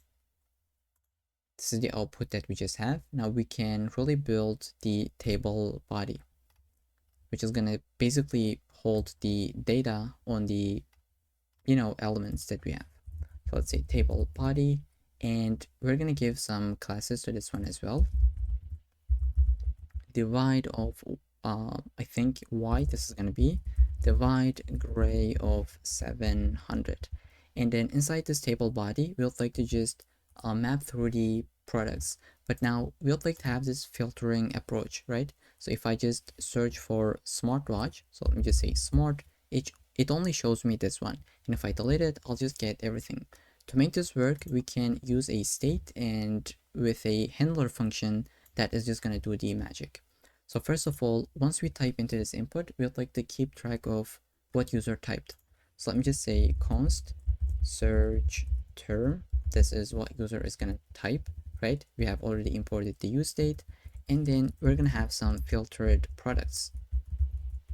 Say products, and by default, the filtered products is just going to be all the products. So initially, we're going to see all of them because we haven't typed anything yet. And once we type into this input, let's say on change, we would like to update this state with it, and let's two-way bind this just like this. We just said this value, the value of this input is going to be this search term state that we have. Now on instead of just updating it immediately here, what we can do, create a handler function, because this logic is going to be a little bit different. So I will cut this and I'll say handle search function. Let's try to create it up here. This is going to take the event as the first argument, and we'll like to update the state. So let's just say first const term, this is what user types in, e target dot value, and we would like to lowercase it. say to lower case, just like this. Now, why do we do this? It's because this is how smartwatch is being typed out. If I search it like this, it still works. And if I search it like this, let me just put uppercase. Okay, looks like I cannot put it because we're updating the state. But basically, even if you put all caps like smartwatch, let me just copy it, cut it, right? Paste it to here, and it is still being lowercase so that we can get the exact same output. It doesn't really case sensitive. So this is what we would like to do in the first place if you're wondering. Then we'll just say set search term to the term where we just lowercased it, and we'll like to just filter the products. So I'll just say product data dot filter, and so basically we're going to get each product because we are mapping through it with the filter element. And let's say product dot name, we'll like to lowercase it as well so that it is matching. Let's see if it includes the term, or if product dot category to lowercase, this includes the term, because we can search for the product category as well. So here if I just say, I don't know, fitness, I can get the fitness elements, right? It just works out. So this is what you'd like to do. And let's say const filtered, we can say, and we'll say set filtered products to be this filtered result. And now we'll like to render this in this table body, right? I'll just go into the table body. Let's say filtered products.map and get each product and return this JSX. We'd like to have motion, let's say dot table row. Let's try to create it. Okay, this is gonna get a key, obviously. Let's say key. This could be product dot ID. This is what we have to be unique, and we can give some initial value. Let's say initial is gonna be opacity of 0. And then in the animate case, opacity is gonna be 1. For the transition, we could give some duration, not delay. Let's say duration is gonna be 0.3. Okay, inside we'll have a table D, right? Table data, I think this is how we call it. Let's say class name. I think I can just get the classes. They are not really anything complex. Super basic, to be honest. We just have some paddings with some font medium, text color, small, flags, gap, items, center. And inside we'd like to have an image as well as a product name. So for now, let's just give the product name, and we should be able to see this output, and we can even search for it. Let's say wireless. This is what we got, right? We can get smartwatch, and it just works out. We can now put an image. Let's just say unsplash.com and just visit it. Now we can really search for anything. I'll just say wireless earbuds. Okay, so I think we can copy any of them. I'll just say copy image address, and we'll be using it as the image source. I'll say image source.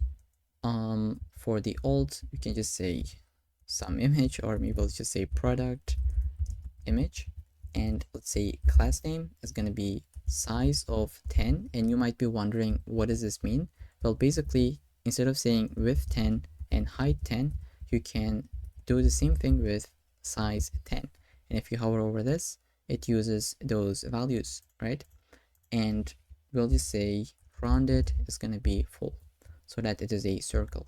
Now in a real world application, all these data would be coming from your database, right? You would have your products, your analytics, and your analytics for the like for the charts. But since you are in the design part, we can really just get those images as hard-coded values. You can change all of them, but I'll just put the same image for all of them, just be the same. Okay, now we'd like to put the category, price, and the rest of it. So this is all we have to do, is just grab a table D, right? Table data, and put it. This is for the category. This is for the, let's say, price. And we can just really grab the rest of it. for the stock and sales. Finally, we'll just have for the actions. We're just gonna grab two different buttons, edit and trash with these colors. Okay, so this is what we have, the entire application, the table works. Let's just search for home and it works on the category, right? We can search for electronics. This is what we got. Okay, I think this is gonna be the entire page that we have for the products. It was easy to build, easier than the overview page because we were able to copy and paste these. We have already done this and we did the same thing for this one. All we focused on this section was this product list, and I think it makes sense at this point. Hopefully, I'll see you in the next section, which is going to be the users page. Okay, so welcome back. In the previous section, we have built the products page, and it is time to build the users page, which is really similar to what we have done in the previous one, right? We have like some stats, table, and some charts. Let's try to build the exact same part, at least this one first. So I'll just go and create a page for this. I will duplicate this dude and I will say you're going to be the users page. This is going to be the route, and let's say users page. Let's try to create it under the pages. .jsx. There we go. RAFCE to get the boilerplate, and it should be working out already. Now, since it's going to be similar to the products page, let me just go into that page and grab maybe the initial part, maybe up until here, right? Let's return this part. We can close that motion div as well as the main element, right? And then the div element. Okay, so let's try to import this header. Instead of products, this is going to be, I think, users, right? This is how we call it, right? Users. And import the motion. Okay, and now what are we gonna have is basically the stat cards, right? And we can grab this and paste it, but we don't really need it because the content is going to be a bit more different. And you can grab this from the GitHub repo. This is what I'll be doing. And let's import this, import the icon, users icon coming from Lucid React, user check, user plus, and user X. And we have this user stats. Let me just grab this and paste it as well. So just hard-coded value that we are using for the values. So as I said, like I just repeat myself multiple times, but all I am doing this here just to speed up the process, right? We don't really want to write the exact same component multiple times for all these pages. We just build it once in the overview page. Now it is time to just copy and paste it, and this is how we would do in a real world project, right? So we got the user stats, and maybe it is time to build, let me just see, the table, which is really similar to this one. The only difference is the data, right? Okay, so let's just try to go ahead and build it. Below these stats, below the motion div, I believe, we'd like to have a user table. And I will create a component for this. Let's say users for the users page, and I will say user table.jsx. And let's just make sure this is users table as well, so that we are a little bit more consistent. Let's say users table, import it. Okay, shrink this and go into that component and just try to build it. So again, in this component, we're gonna have the use state so that we can really keep track of that filtering, right? I think I just did a mistake. Let me just Control Z this, and we're gonna have the search term as well as the filtered users.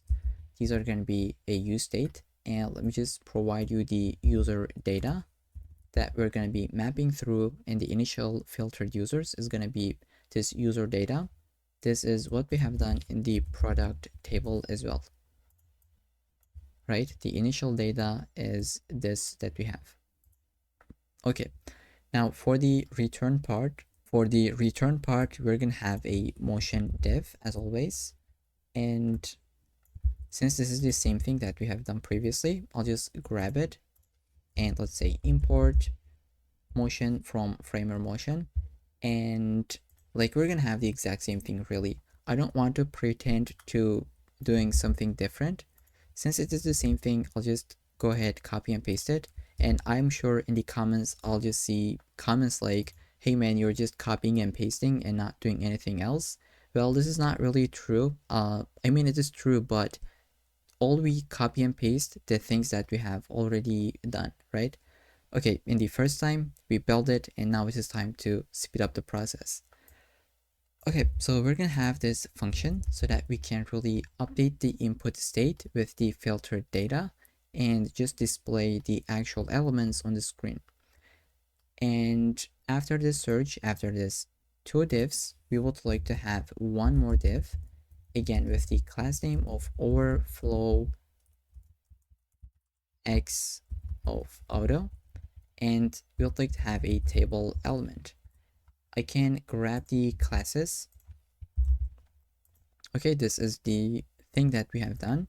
We're gonna have a table head into this table with the name, email, role, status, and actions. Then below this table head, we will basically have the table body. And again, this is what we have done previously. Say table body, there we go. Inside we're gonna go ahead and just map through the filtered users. So let's just type it out like this. For each user, we would like to render a motion dot, okay, I'm just having trouble, say motion dot table row. We would like to give it a key of user dot ID. I think we can give this. This is what we have on the user object. Let's give the initial of opacity 0. Say initial opacity is just going to be 0, and animate opacity is going to be 1. And we could say the transition is going to be duration, not delay, of 0. Let's say 3. Maybe 5 is a little bit too large. And then we're going to have a table D, right?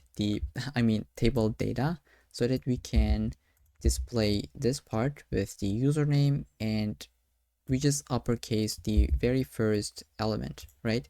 The first letter, we just make it to be uppercased. And next to it, we just show this image icon, kind of, right? We have this gradient. So actually, this is what we have. It is this one. We take the first letter and uppercase it, and we just center it in the middle of the screen or middle of the avatar component. You can change this with an image element. This is what I'll be doing. And below this, we're gonna have the user email, user role, and user status. So let's try to grab them as well. Below this table D, I'll go ahead and paste it. There we go. Maybe at this point we can save this just to test this out, the output. Okay, if the role is customer or admin, we just see the exact same color, but here we would like to just show green for the active and red for the inactive. We can do this with some conditional rendering. So below this table D, I'll go ahead and paste this. There we go. We just say if it is active, make the background to be green, otherwise it's going to be red. And at the very bottom, we will have the actions buttons. Let's save and test this out. So you can either put this edit or delete, or you can just make it to look like this. I think I just like this version, but I will leave it like this if you want to keep this one or maybe update it to these icons. So with this, now we just have the table as well for the user table. So we just copied and pasted a lot, but I think we got the point.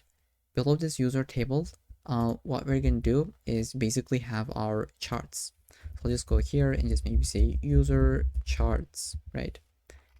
Let me just give a bit space div. We're gonna say class name is gonna be grid, and let's say grid columns of 1. And larger screens and above, we could say grid columns of 2, gap of 6, margin top of 8. And there is maybe one thing I could mention. In the overview page, we said that the elements will be 2, right? Grid columns of 2. We have 1, 2, and why does this take the entire width? Let's take a look at it. Overview page.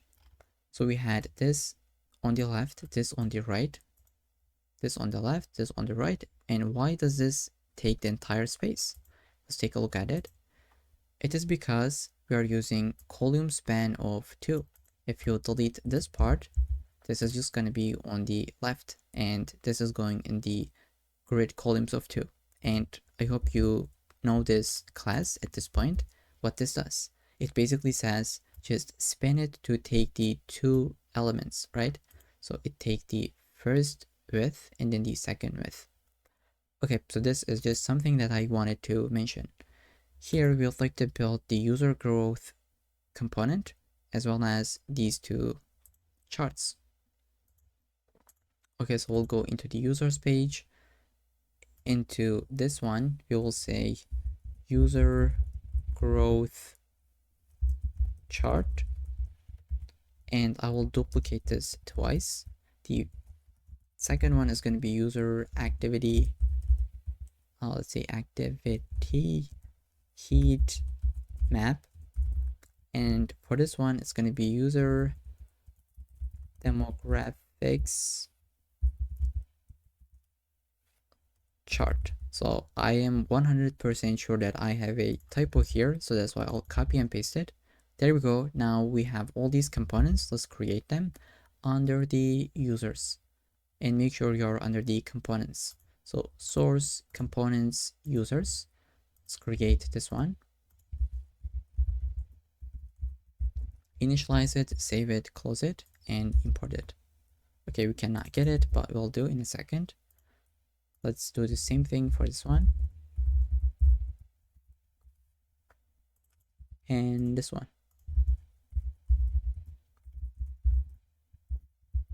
Okay, let's try to import them. I'll go above and just get this, and this one.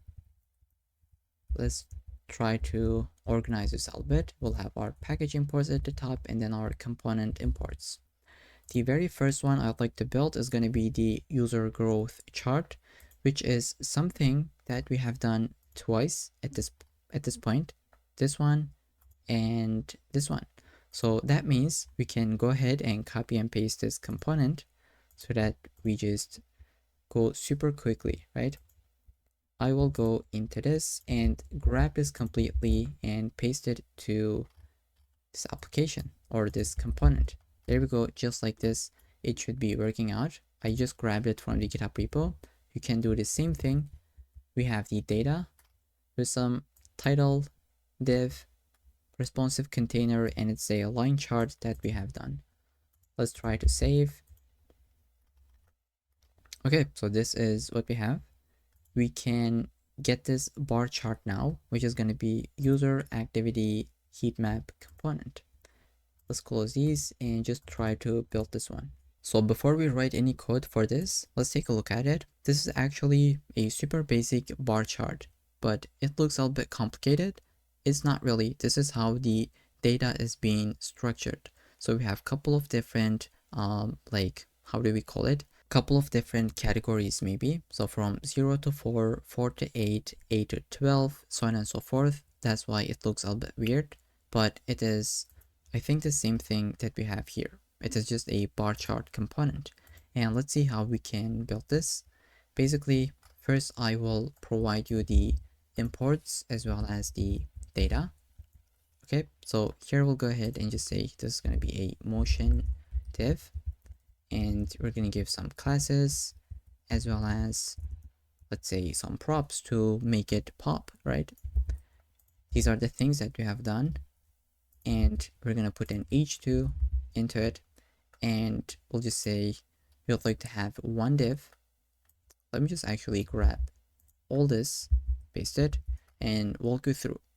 We have already used it, right? The responsive container, the bar chart, we passed the data, we got some grid in the background, x-axis, y-axis, tooltip, legend, and finally we have this bar charts.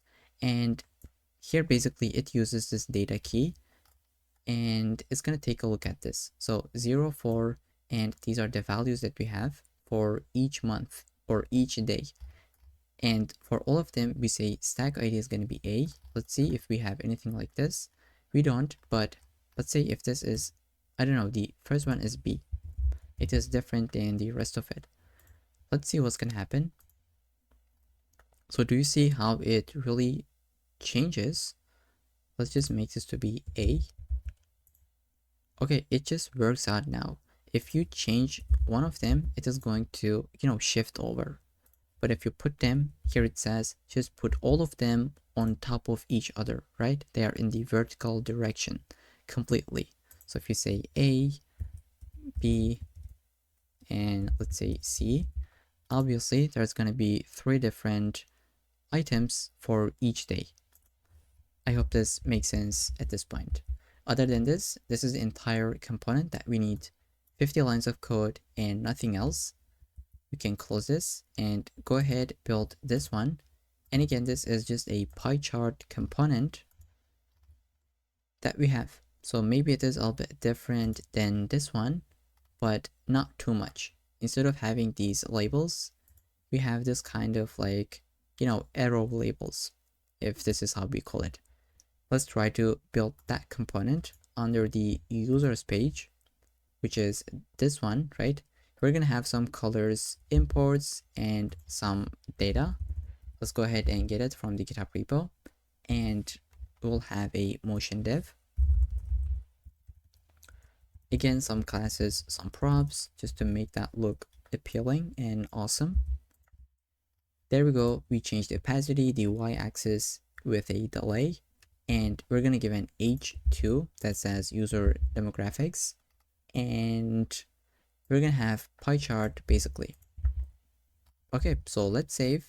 And please don't say, hey man, you're just copying and pasting. But this is something that we have done previously, right? We have some tooltips. We have some pie element that is being centered in the middle of the parent element. And we have some styles. Then we have cell for each demographic data, which is about name and value. So it is for age, as you can imagine.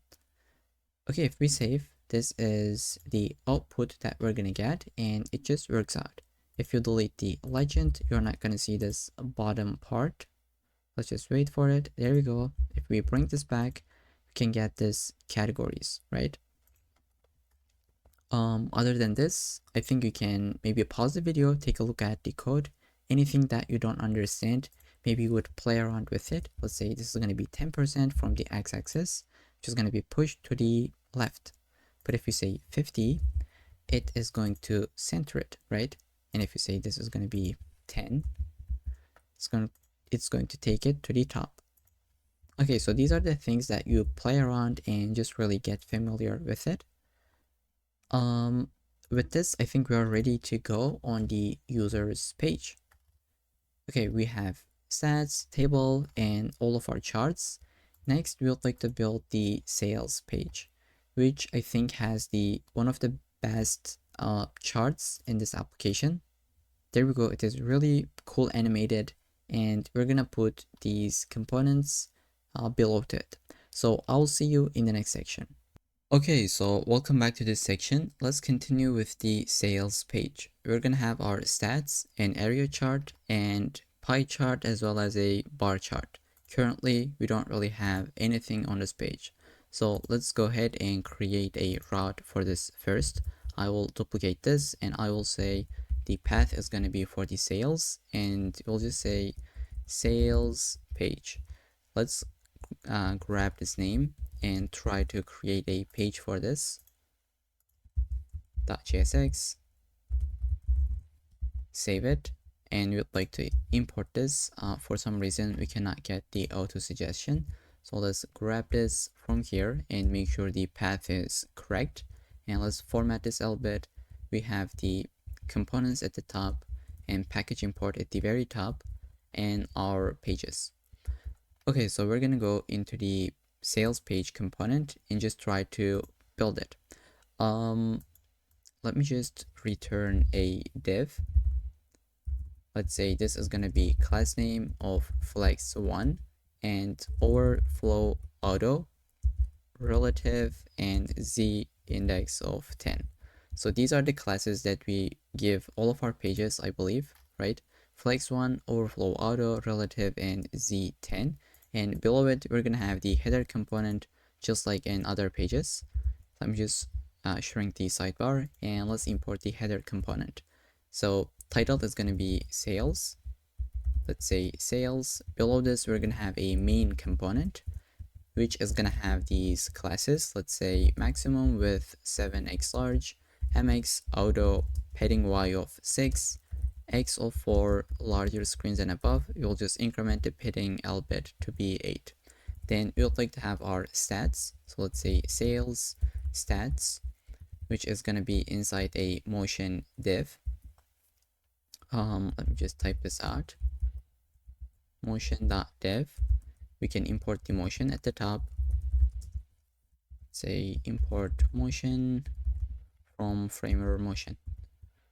Okay, we'll go inside, and first we'd like to have our initial state, animate state, and then the transition, which we only update the opacity as well as the y direction with the duration of 1 second. And we can give some classes. Okay, so it's going to be a grid grid columns of 1, and smaller screens and above it would be 2, and larger screens is going to be 4, so that we can really see 4 elements next to each other, right? Inside this motion div, we would like to have all of our stat cards. So I will provide you some data that you can grab from the GitHub. Okay, sales stats, and we are basically going to be using the stat card component that we have created previously. So let's save to get this formatting, and we will import the stat card as well as these icons. Let's get this one and this one. We can save, and we should be able to see this output, right? These are the data that we just passed. And the next thing we'd like to build is going to be this sales overview area chart. Okay, below this motion div, we will say sales overview chart, and I think we already have one for the overview, but this is going to be for the sales page. So I will just recreate this. Let's just take a look at the one that we have in the overview page. It is this one, but this is a line chart, right? We would like to have an area chart. So we're going to go ahead and create one under the components for the sales page .jsx. Okay, let's try to import this one. It should be coming from sales. And now we'll just try to build this overview chart component. Let's try to return a motion div first. And we can import the motion from Framer motion, and I will get a couple of different imports from recharts so that we can really use all these. And we need use state as well. We'll be using it. And so this use state is going to be for this select element actually, and the initial value is going to be this month. So this is what we'd like to put for the initial value. And inside the motion div, I think we can really give the things that we already have, right? The initial state, animate, transition, we have just a little bit of delay, and the class name, which is going to give a little bit cool background. Then we will have one div inside. Let's say flex items to be centered, justify would be centered as well. We're going to have margin bottom of 6. And then we'll have an h2 that says sales overview. Then let's give a couple of classes such as text x large. We're gonna have font semi-bold, text gray of let's say 100. We can save this, and below this h2 we're gonna have a select element. And for the classes, let's just give it first. Maybe we can delete the name and ID for now. say class name is going to be background gray of 700. We'll have text white rounded MD, and then we'll have padding X of 3, padding Y of 1. Focus state, we'd like to remove the outline so that it doesn't really look ugly, but instead we're gonna put a ring, and let's say ring of 2 actually, which is gonna make it, I think, 2 pixels, right? Okay, 2 pixels plus it's gonna just do some calculations, and let me just give a little bit space, then we can give the color.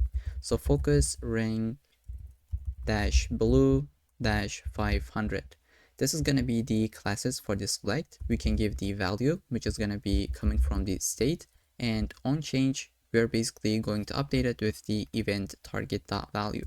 So I'll say on change, grab the event and update the state with it. We're going to have a couple of options into it. So these are going to be things like this week, this month, this quarter, and this year. And by default, this month will be selected because this is what we have in the state, right? This is the initial value. Let's try to save and just see the output. Okay, so this is how it looks like. I think this doesn't look really cool. I think they should be justify between. Let's try to fix it. Justify, maybe we could say between for this. And this is the output that we'd like to have. Now, below this div, I think even below the motion div, or maybe we can really put it inside it so that we have some animations. I'll just say div, let's give some styles to it. I'll say class name, width is going to be full, and let's say height is going to be 80. Then we'll just go ahead and get the responsive container into it, which is coming from recharts, and we'll have the area chart. So this is how you would use it, area chart, and this takes some data into it, and I can provide that data so that we can visualize it, right? Normally this would be coming from your database, but since we're in the UI design, I think we can skip that part. Let's say data is going to be equal to the monthly sales data. And inside we will have the Cartesian grid component. This is something that we already used multiple times, and we have used things like tooltip, x-axis, y-axis. So I'll just go ahead and grab them. There isn't anything complex on them, just data key and some styles. Below this tooltip, finally we'll just have one area component with the type being monotone, data key of sales, and some styles. Let's save, and we should be able to get this output. So this is the data that is being visualized actually, and it is really easy to use, almost like 10 lines of code, right? Okay, this is gonna be it for this chart component. Below this one, we would like to see 2 different charts. So let's just say div so that we can give some classes. Grid columns of 1, and let's just make it to be responsive. Grid columns of 2 on the larger screens and above. Gap of 8, margin bottom of 8 as well. We're gonna have 2 different charts. Let's say sales by category chart, and duplicate this. This is gonna be daily sales trend. And if you take a look at them, actually, these are the things that we'd like to build, right? Sales by category and by trend, which is going to be a pie chart and a bar chart. Let's go ahead and start with this one. We can copy the name, create it under the sales.jsx, export it, save, and import it. Okay, for some reason we cannot get it, so let's go above and import it manually. Okay, so we're gonna get this one as well. .jsx. Okay, we cannot import it. Now it should be working out. Let's try to start with this one, which is sales by category chart. I'll provide you some data with some colors, and I just got the imports as well so that it is a little bit more convenient. Let's make this to be a motion div. with some animations and classes just like this. Inside this motion div, we're gonna have an h2 that says sales by category, and classes is just gonna be the same that we have previously. Text of X large, font semi-bold, color and margin bottom. Below this, we're gonna have a div with pie chart. So let's actually just try to grab it and paste it. So we just don't really have anything complex. Style width is gonna be 100, height of 300 pixels. Responsive container with the pie chart that we used multiple times at this point. Then we pass the data into the pie component with some states and how are we going to render the label elements. Then we have each cell for for the entries that we have, as well as a tooltip with a legend component. And this should be the output that we got, right? With the legend element at the bottom. Let's build this daily trend component, which is going to be a bar chart. And again, I'll provide you the data, right? With the imports. Let's make this to be a motion.div, which is going to take some classes and some styles. Okay, inside this, we will have h2. This says daily sales trend. Then we're going to give, we're going to get the same div, right? Now, at this point, you might be asking, couldn't we create some kind of helper component so that we really just pass the title and it creates this h2 for us? I think we could definitely do this, and maybe it would be better, but if we want to keep this a little bit more simple and just just speed up the process a little bit, keep it beginner friendly, we could go with this approach where everything is just being a little bit more simplified and we can really get the result as we want it to have, right? So we just got the bar chart and we fill it with this green color, and other than this there isn't anything complex on this page, right? So these are the things that we have done multiple times at this point. This is gonna be it for the sales page. I think it looks exactly the same with this one, right? So this is the demo application and this is what we have. Maybe we could say sales dashboard for the title. Let's go here and let's say sales dashboard. Okay, so it is the exact same thing that we have at this point. The next page is going to be the orders, right? Which is going to be this one. So I'll see you in the next section. Okay, so welcome back. In this section, we would like to build the orders page, which is going to have again the same stats with two different charts as well as an order list table. So these are all the components that we have done so far multiple times. So we could really speed up the process in this page, right? I will duplicate first a route and I will call it as, let's say, orders. Our page is going to be orders page. Let's grab this name and create one page for it. .jsx. Let's export it, save it, and import it on this page. So for some reason my VS Code doesn't really work out, and in this case what I do, just say Ctrl+Shift+P and reload developer reload window. Click to it, it should reload it, and then the auto completions should work out. So this is really the fix. Sometimes it doesn't work in any ways, but let's test this out. Okay, it doesn't work. I don't know why. Let's just do it manually. We just got this from this file. And in the orders page, let's get into the, maybe create some components folder first. Let's say orders, and I'll shrink everything. And what I realized is that the sidebar is a common component, so we can really take this and put it into the common. And once we save it, it's gonna say, do you want to update the imports for sidebar.jsx? Let's say yes, which is gonna go ahead and update this import where it is under the common, right? Let's save and this should be good to go. Under the orders, this is where we would like to build it. Let's first visit the orders page, and maybe we can just start with the first JSX part where we have the header and stats. So I'll just say give me a div with these classes, class name flex of 1, let's say relative, z index of 10, and we had I think overflow of auto. Then inside this we would like to have the header component. As always, this is going to be self-closed, and for the title we could say orders. Okay, below this we had the main with the class name of maximum width of 7x large, mx of auto, padding y of 6, x of 4 larger screens and above, increment the padding to be 8.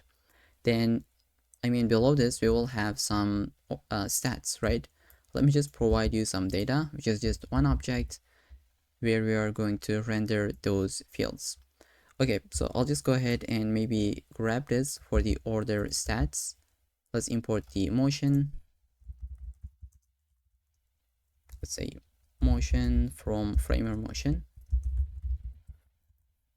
and get the stat card as well as these icons. So let's say shopping bag, clock, check circle, as well as the dollar sign. Okay, with this now we should be able to have some output on this page on the orders, right? Below it we're gonna have daily orders chart. Let's create it. Daily orders.jsx, and we're gonna put it, I think, below this motion div. So let's say first create a div, shrink the left hand side.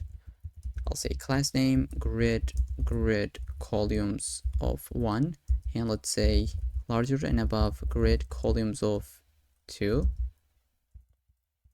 Let's say grid cols 2, and then gap of 8, margin bottom of 8 as well.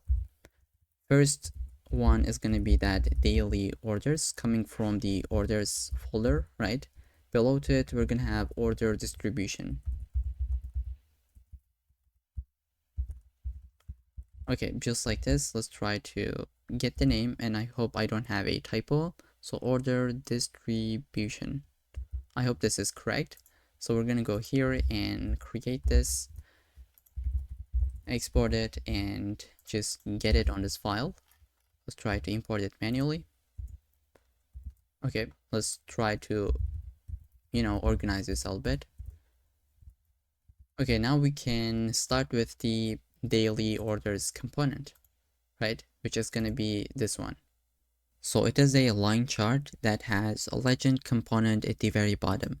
This is what we'd like to build. Let's go into the daily orders and just get started with it. As you can imagine, we're going to have some imports as well as some data so that we can really display it. Okay, so we're going to have motion.dev. Let's make it to be an element. Inside we're gonna put some classes with the initial, animate, and transition fields. Then we'll like to have one h2 that says daily orders, and then into it we will basically have a div that is going to display the line chart, and at the very bottom we will have the legend component. Let's try to see the output. Okay, this is what we have done. It is the exact same component that we have on this overview page. Next, we would like to build the order distribution, which is going to be a pie chart. And it is going to be, I think, really similar to this one. It is the almost the same thing. Excuse me. It is almost the same thing with like different colors and some maybe different categories. We'll go into that component, order distribution, and I'll provide you the colors as well as some data. Okay, so here let's just say we're gonna have a motion div, and we can give some classes, initial, animate, and delay of 0.3 seconds, right? Inside we will have an h2 that says this is the order status distribution, and below to it we will have our pie chart displayed. Okay, so this is again something that we have done multiple times at this point. There we go, we just got the value immediately. Below this, we will have a list or a table, which is really similar to this one, right? We just display them and we're gonna have some search being implemented as well. So if you search for, let's say, the name, I'll say Eva, we just got one value for this name. And we can search for the order ID. Let's just put the order ID, which is 006, and we can get that. Okay, so this is what we are gonna build. Let's say orders table.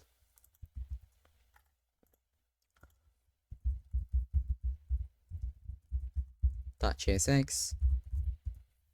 We're gonna save, and I think we're going to put it. Let's see, it is gonna be below this div. We'll just say orders table. Let's import this first. Okay, it should be this file. Let's save and just try to build this component. So we're gonna have some data so that we could display it, and some icons. Let me just grab all of them from the GitHub repo. Okay, we'll be using a state so that we can really keep track of the input that user puts in, right? And we're gonna have the filtered orders as being the initial data to be this order data array, right? Then let's try to build the UI first. I'll say we'd like to have a motion div with some classes and animations.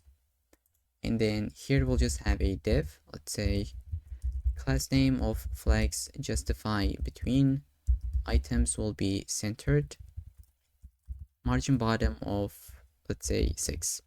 Then h2, this is gonna say order list.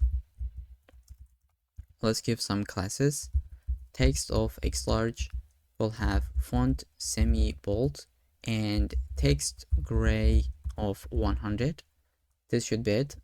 And next we'll have a div, let's say class name of relative. On this one we will have one input of type being text. We can delete the name and ID, give the placeholder this as search orders, and then we can put some classes. At this point I can just grab it pretty quickly, where we have some background colors, text colors, placeholder color, focus state, and giving some paddings as well as border radiuses. Let's say value is going to be equal to that state, and on change, let's say we only want to call a handle search function. And in this function, we're going to go ahead and just filter the data out. So let's say const handle search, which is going to take the event. Let's say give me the event. We'll get the term and lowercase it first. Let's say eTarget.value to lowercase, and then we are going to have set search term being equal to this term that we have, so that this state is being updated. Then we're going to have const filtered, let's say order data.filter, and we would like to just render this part instead of this. Let's just close this off and just say order.id to lowercase if it includes the term. And since we would like to search for the customer name, we can say or the order.customer to lowercase if it includes the term, so that we can get the filtered results. And we'll say set filtered orders is going to be equal to this value that we just have. Let me just zoom out so that you can see this entire line. So this is going to filter that and set the state with it. Below this, we're going to have, below the input, we're going to have a search icon. And it is being positioned absolutely so that we can get this output. It is being put into this div. Below this, we're going to have a table. So below this div, I think we will just say one div with class name overflow x of auto. Then we'll have a table.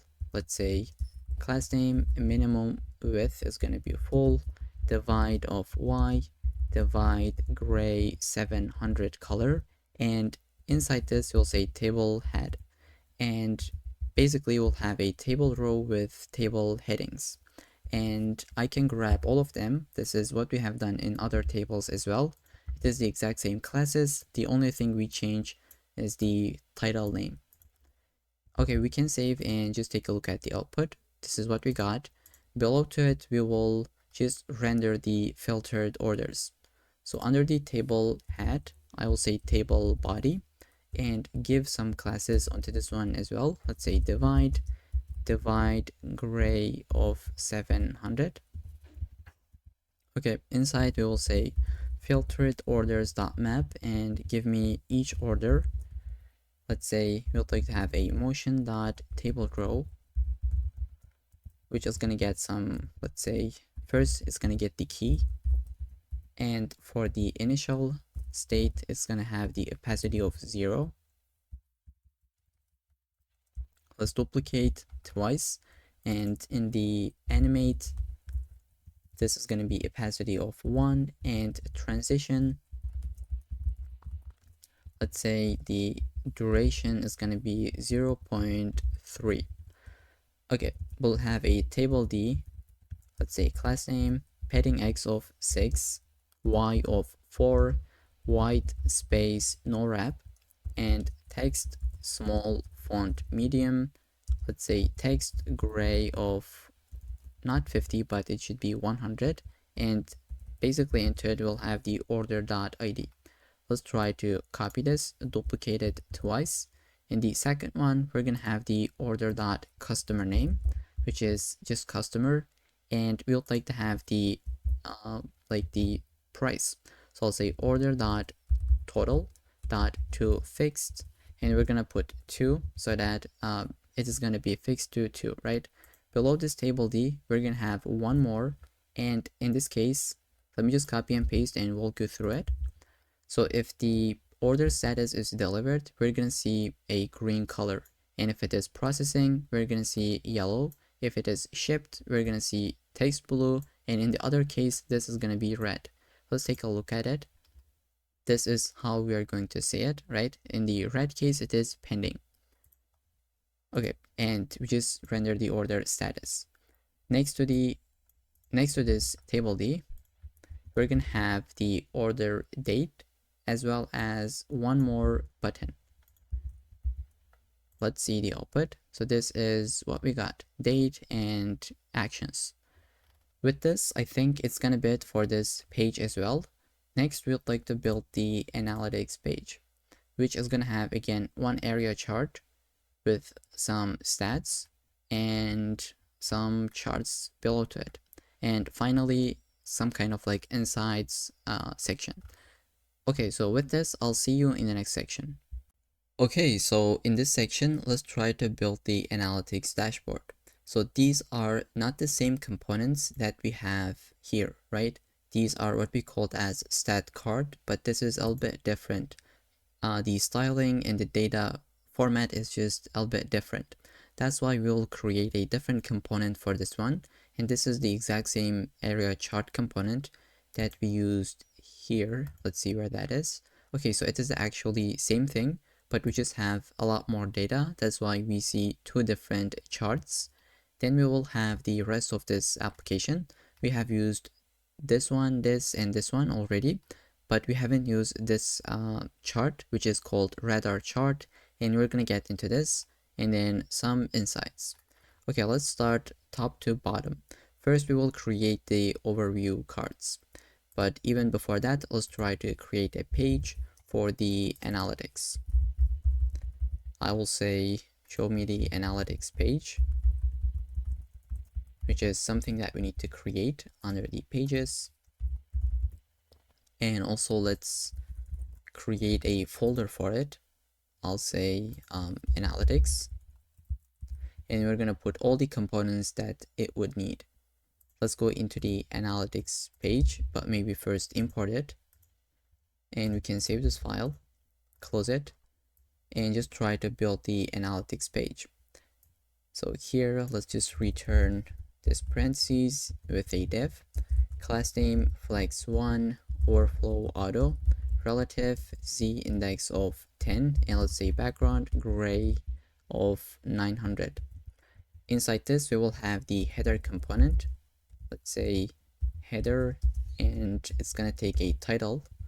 Let's import it first. Import header from components, it should be coming from, and it was under the common. Let's say header, and we just got that.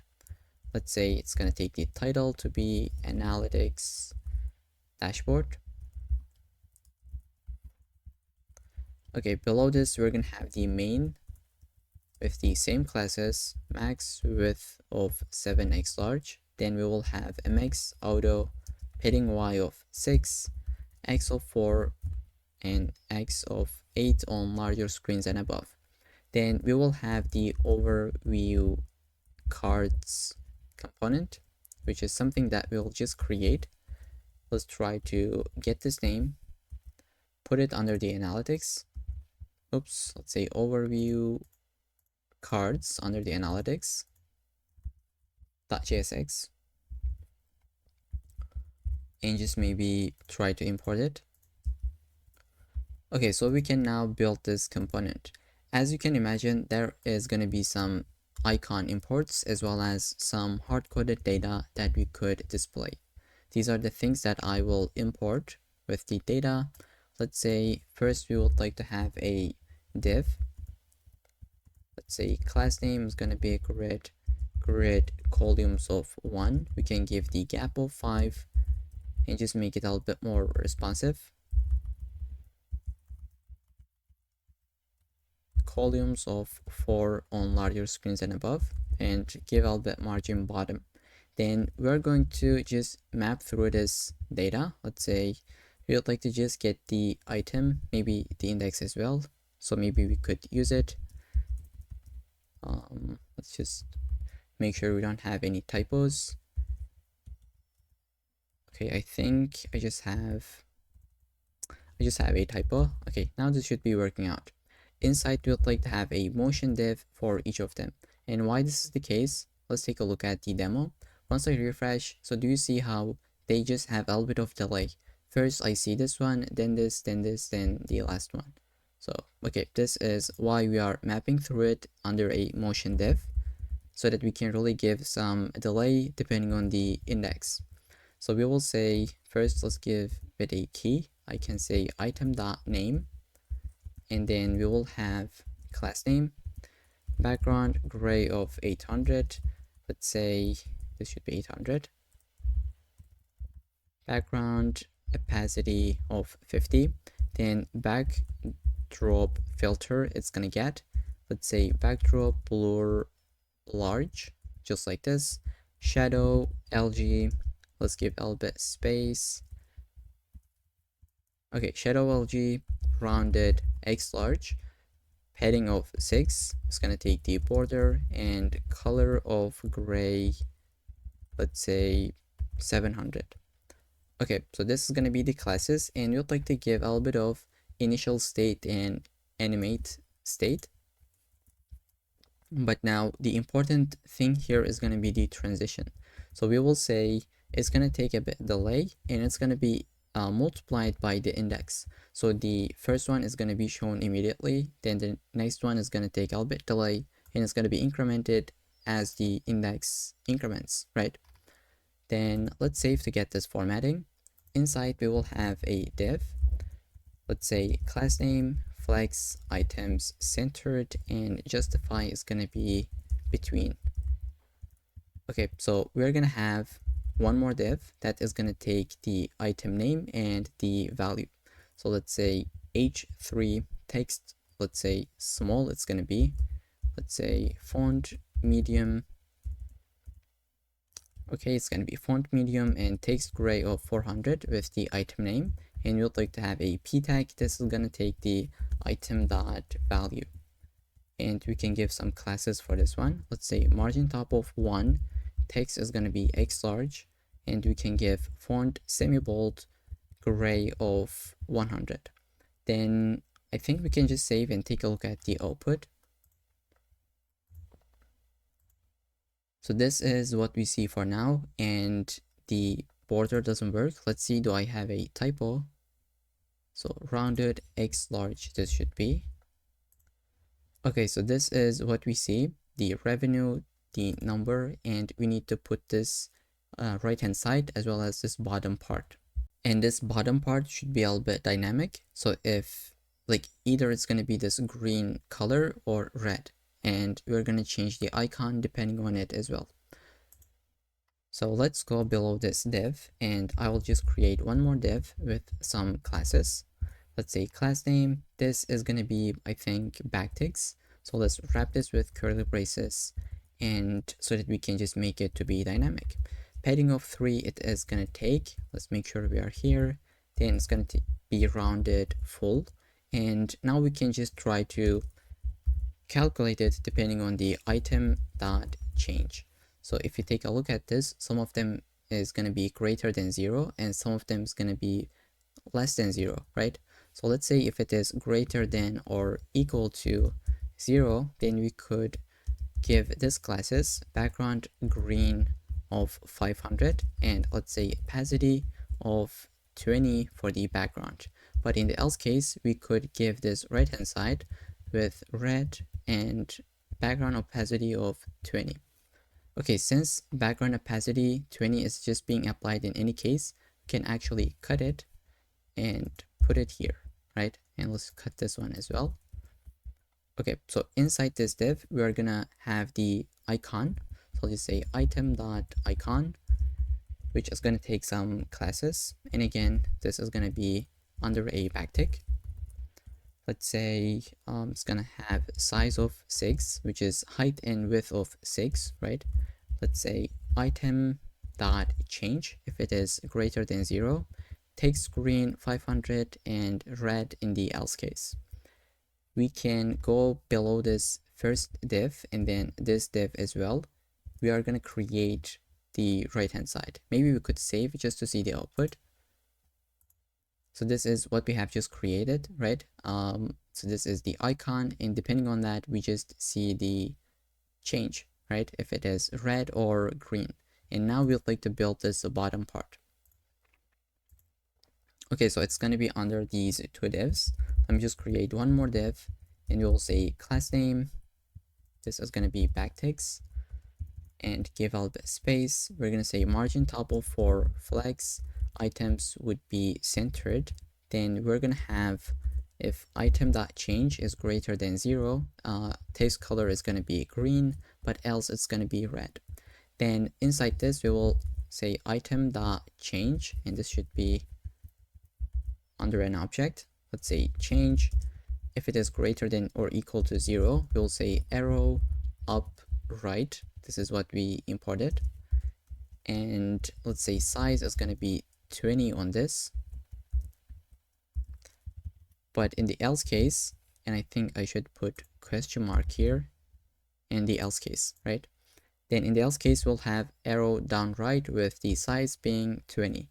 We'll have two span elements. In the first one, we will have the item.change. And we're just gonna put, how do we call it? The percent sign. Let's say class name, margin left of 1, text of small, and font is gonna be medium. And inside the span, we will have, let's say, versus last period. And class name is going to be margin left of 2, text of small, and text gray of 400. I think we can save this and just test this out.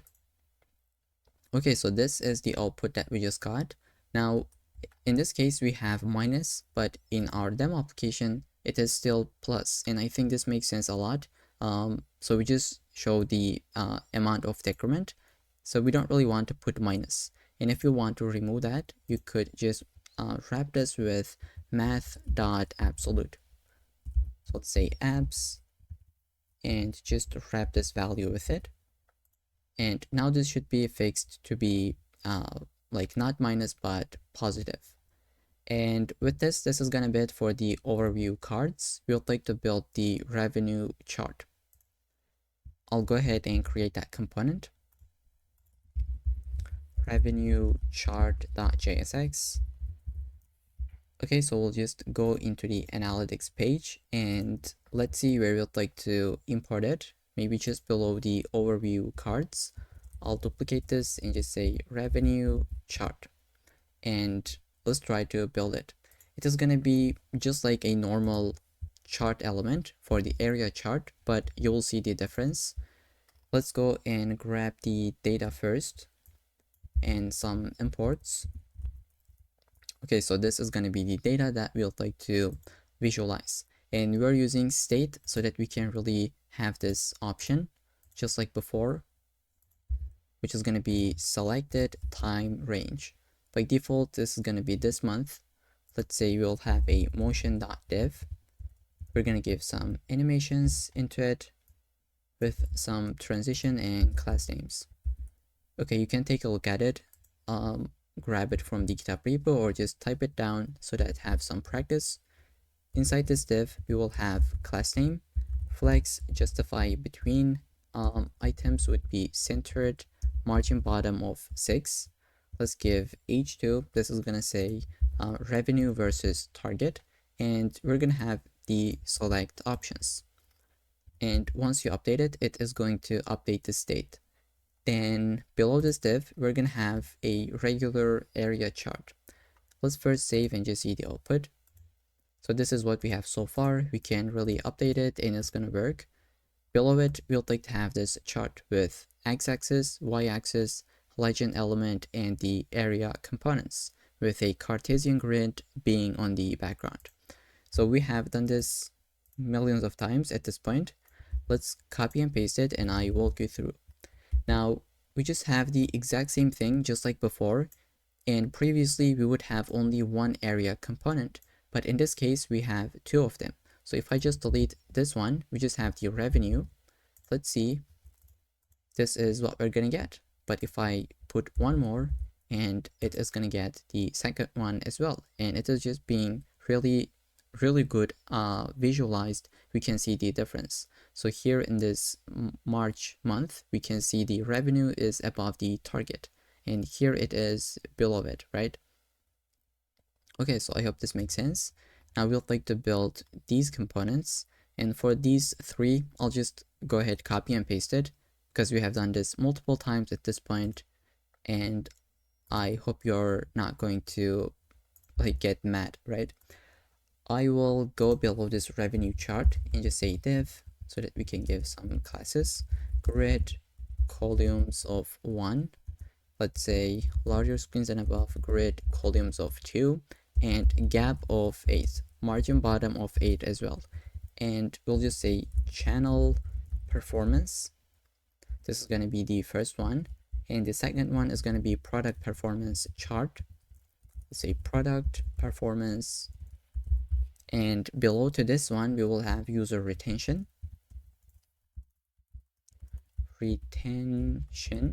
This is what we have, and then customer segmentation.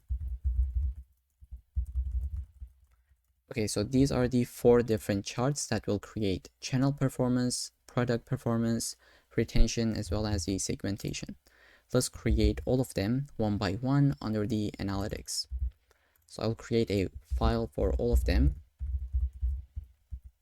Okay, save, close, and maybe import.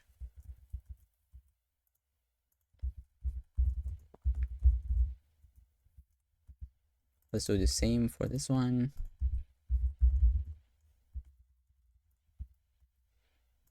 And this one.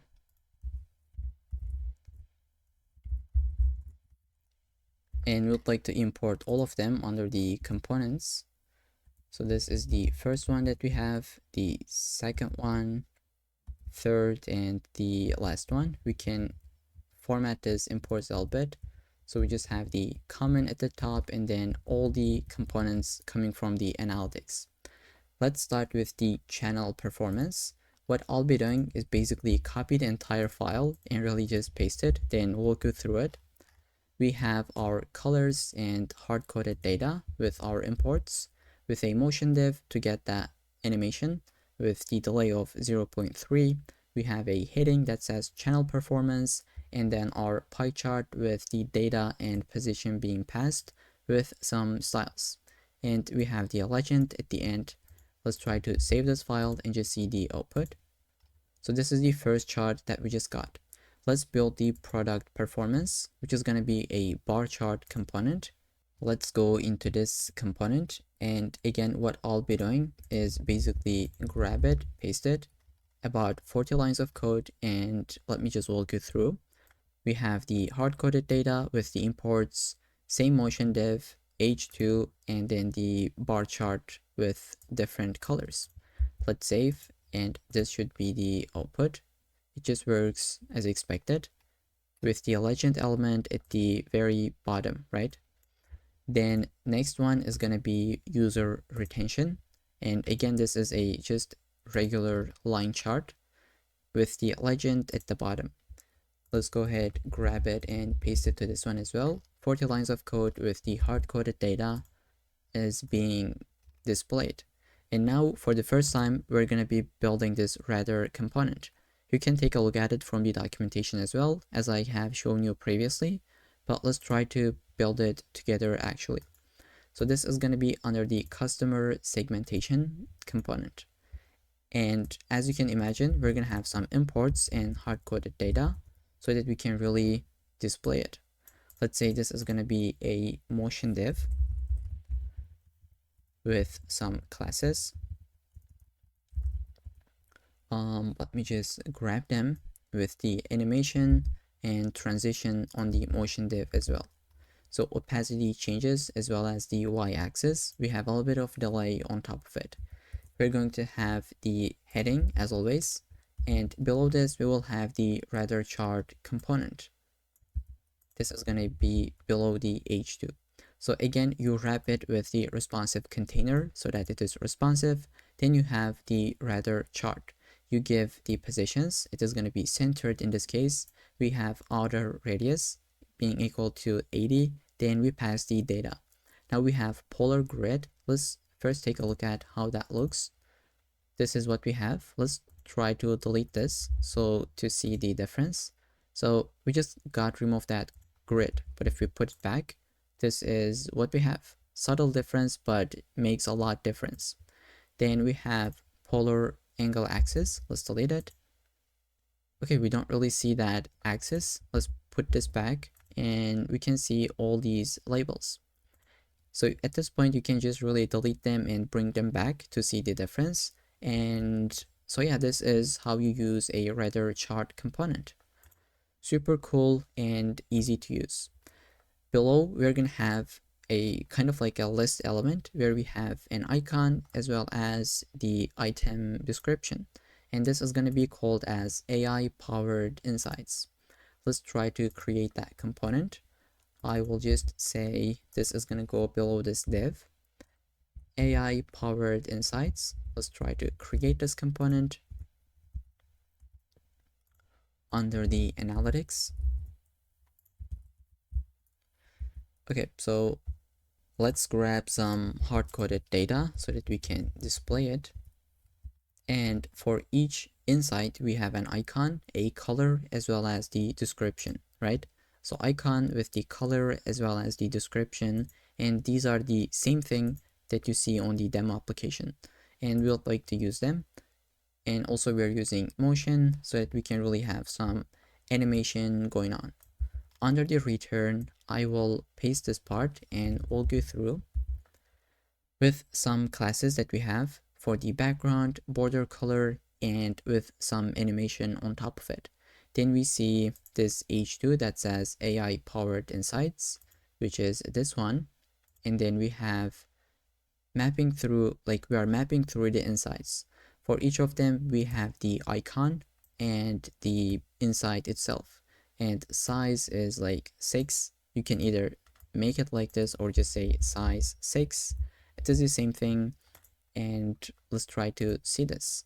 I'll go ahead and import. And it should be it for the analytics page. It just works as expected.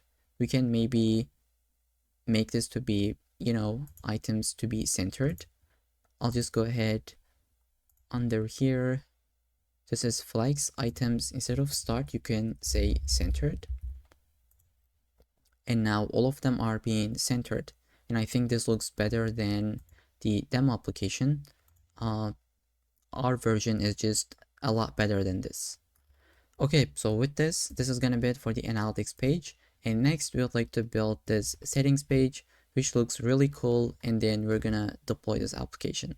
So I'll see you in the next section. Okay, so welcome back. In this section, we would like to build this settings page with a profile section with notifications, security, language and region, billing, connected accounts, and finally a danger zone component.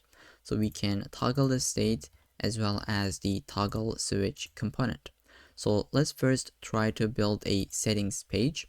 I'll go here, duplicate this one, and make sure we call this as settings as well as the settings page.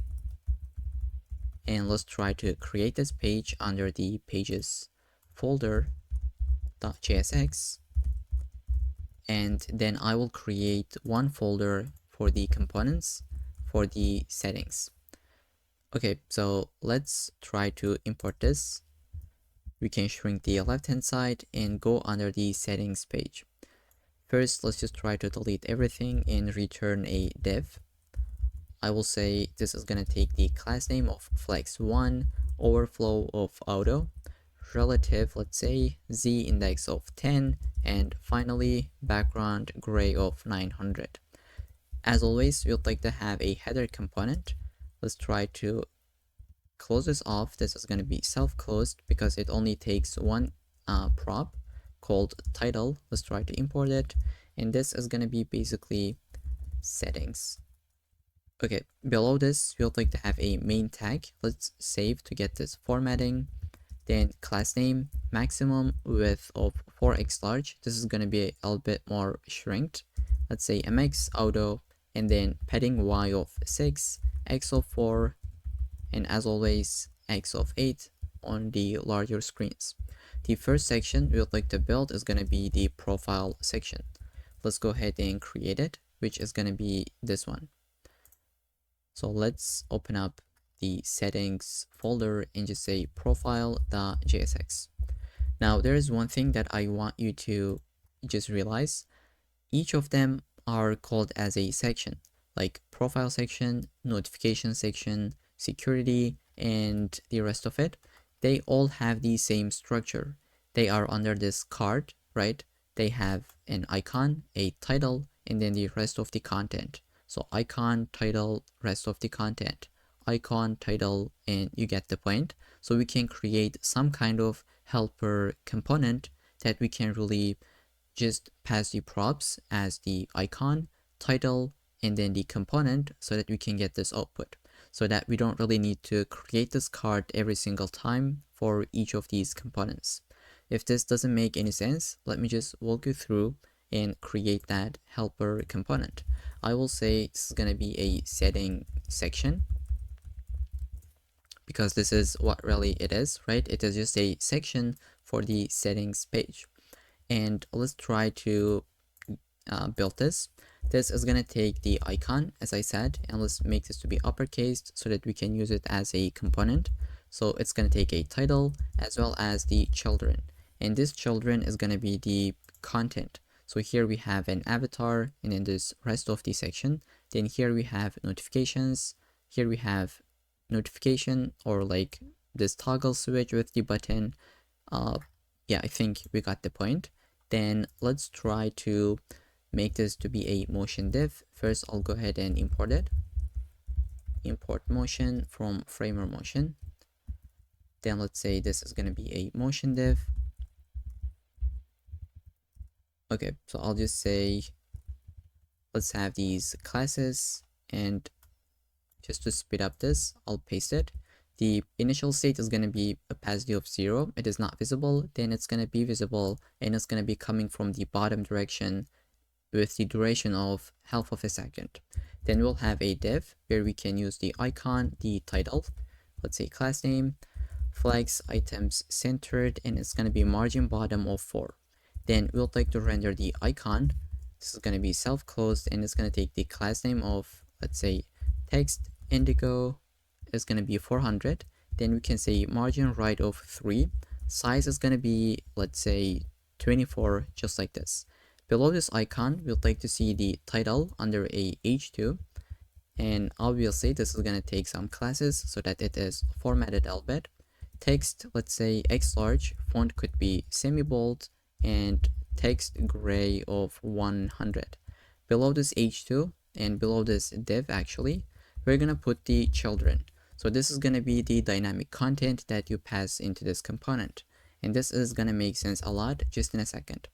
So let's go into the profile component, and we're going to wrap this with settings section or setting section. This is how we called it. Let's close that off, and we're going to pass some icon, or just one icon to be honest. Let's say icon is going to be user icon coming from Lucid React, and the title, let's say title, is going to be equal to profile. Okay, inside we're going to give the content, let's say div with the class name, flex column, small and above, it's going to be flex row, and this is going to make it to be responsive. Let's say items will be centered, margin bottom of 6. Then we'll have an image. For the image, you can really put your own image or just grab it from the internet. This is what I have done. I'll just take this and put it. You can also install this and put it under the public folder and use it. Probably this is what we should be doing so that we don't really hit their server. But for now, I'll just keep it like this. So let's say we have a div with h3 as well as a p tag below to it. Okay, so in the h3, we'll have these classes. Let's say text is going to be large, font semi-bold. Then we'll have text gray of 100, and this is going to be the name. So I'll just say John Doe. You can put your own name here as well. And let's say john.doe at example.com, and I have a typo, so let's just fix it.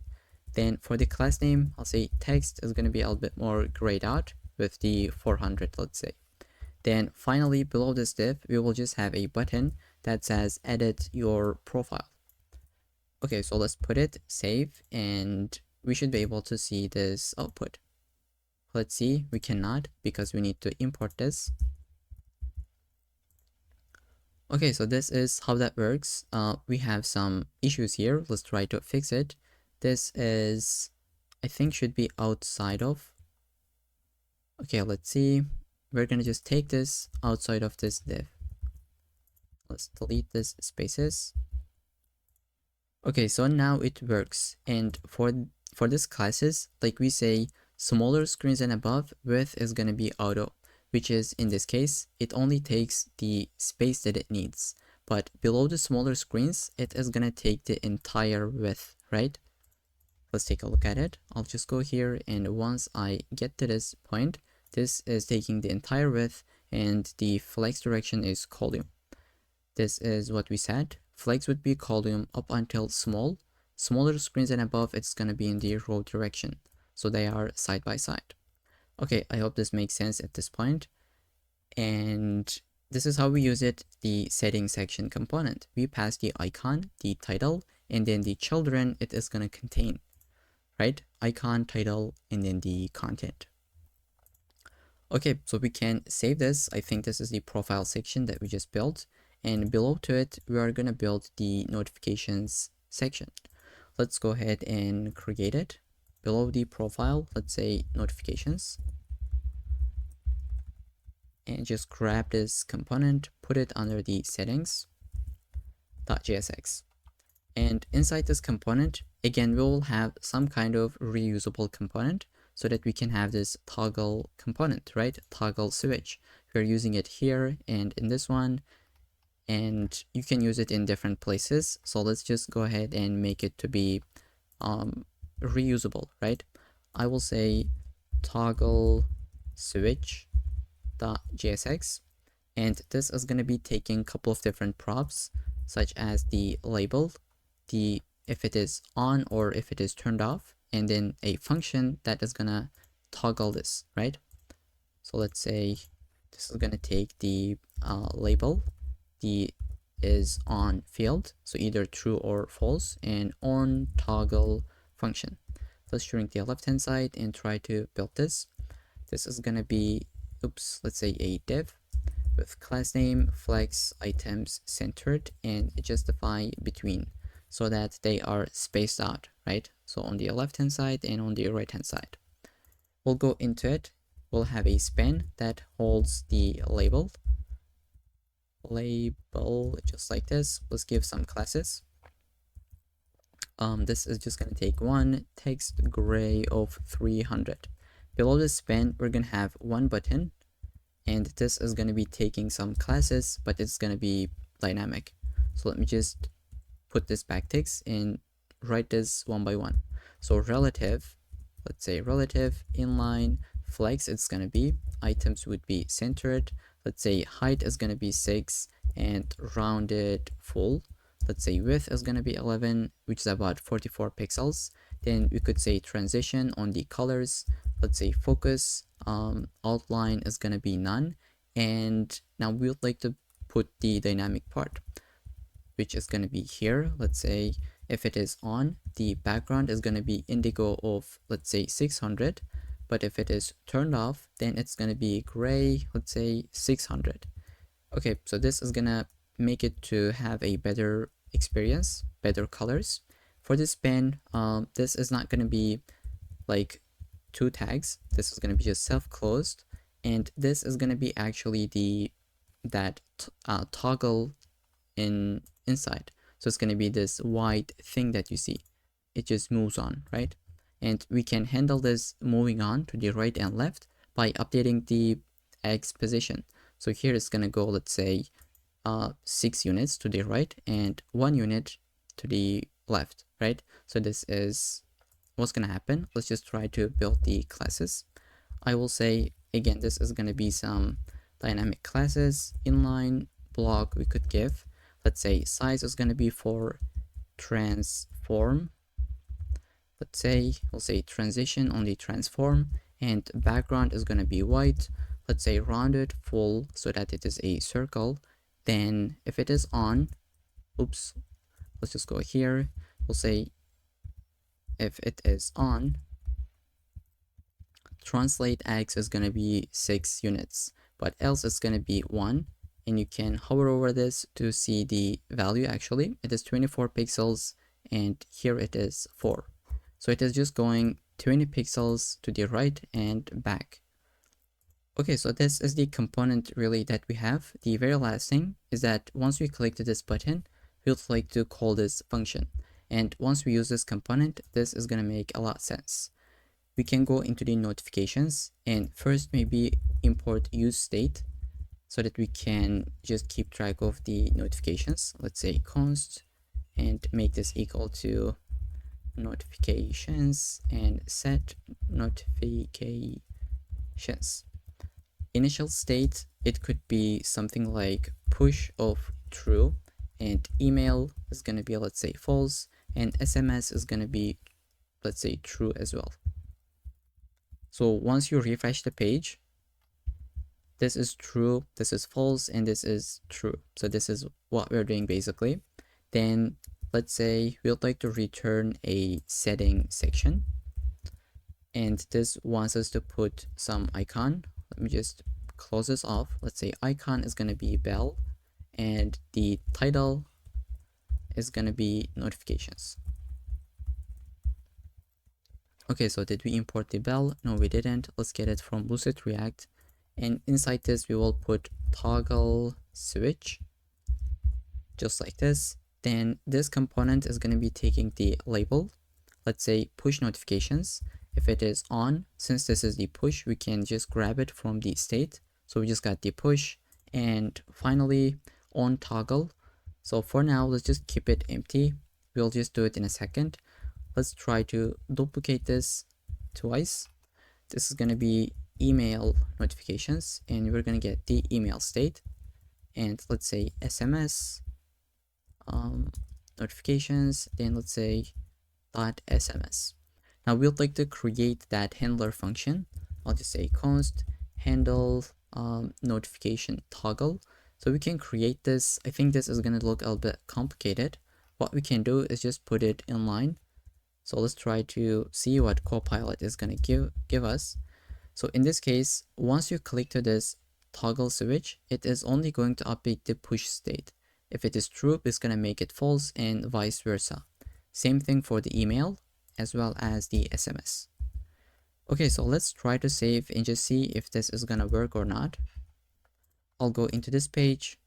Okay, styling sucks, but we're going to fix it. But here you can see it just works out. We can toggle the state.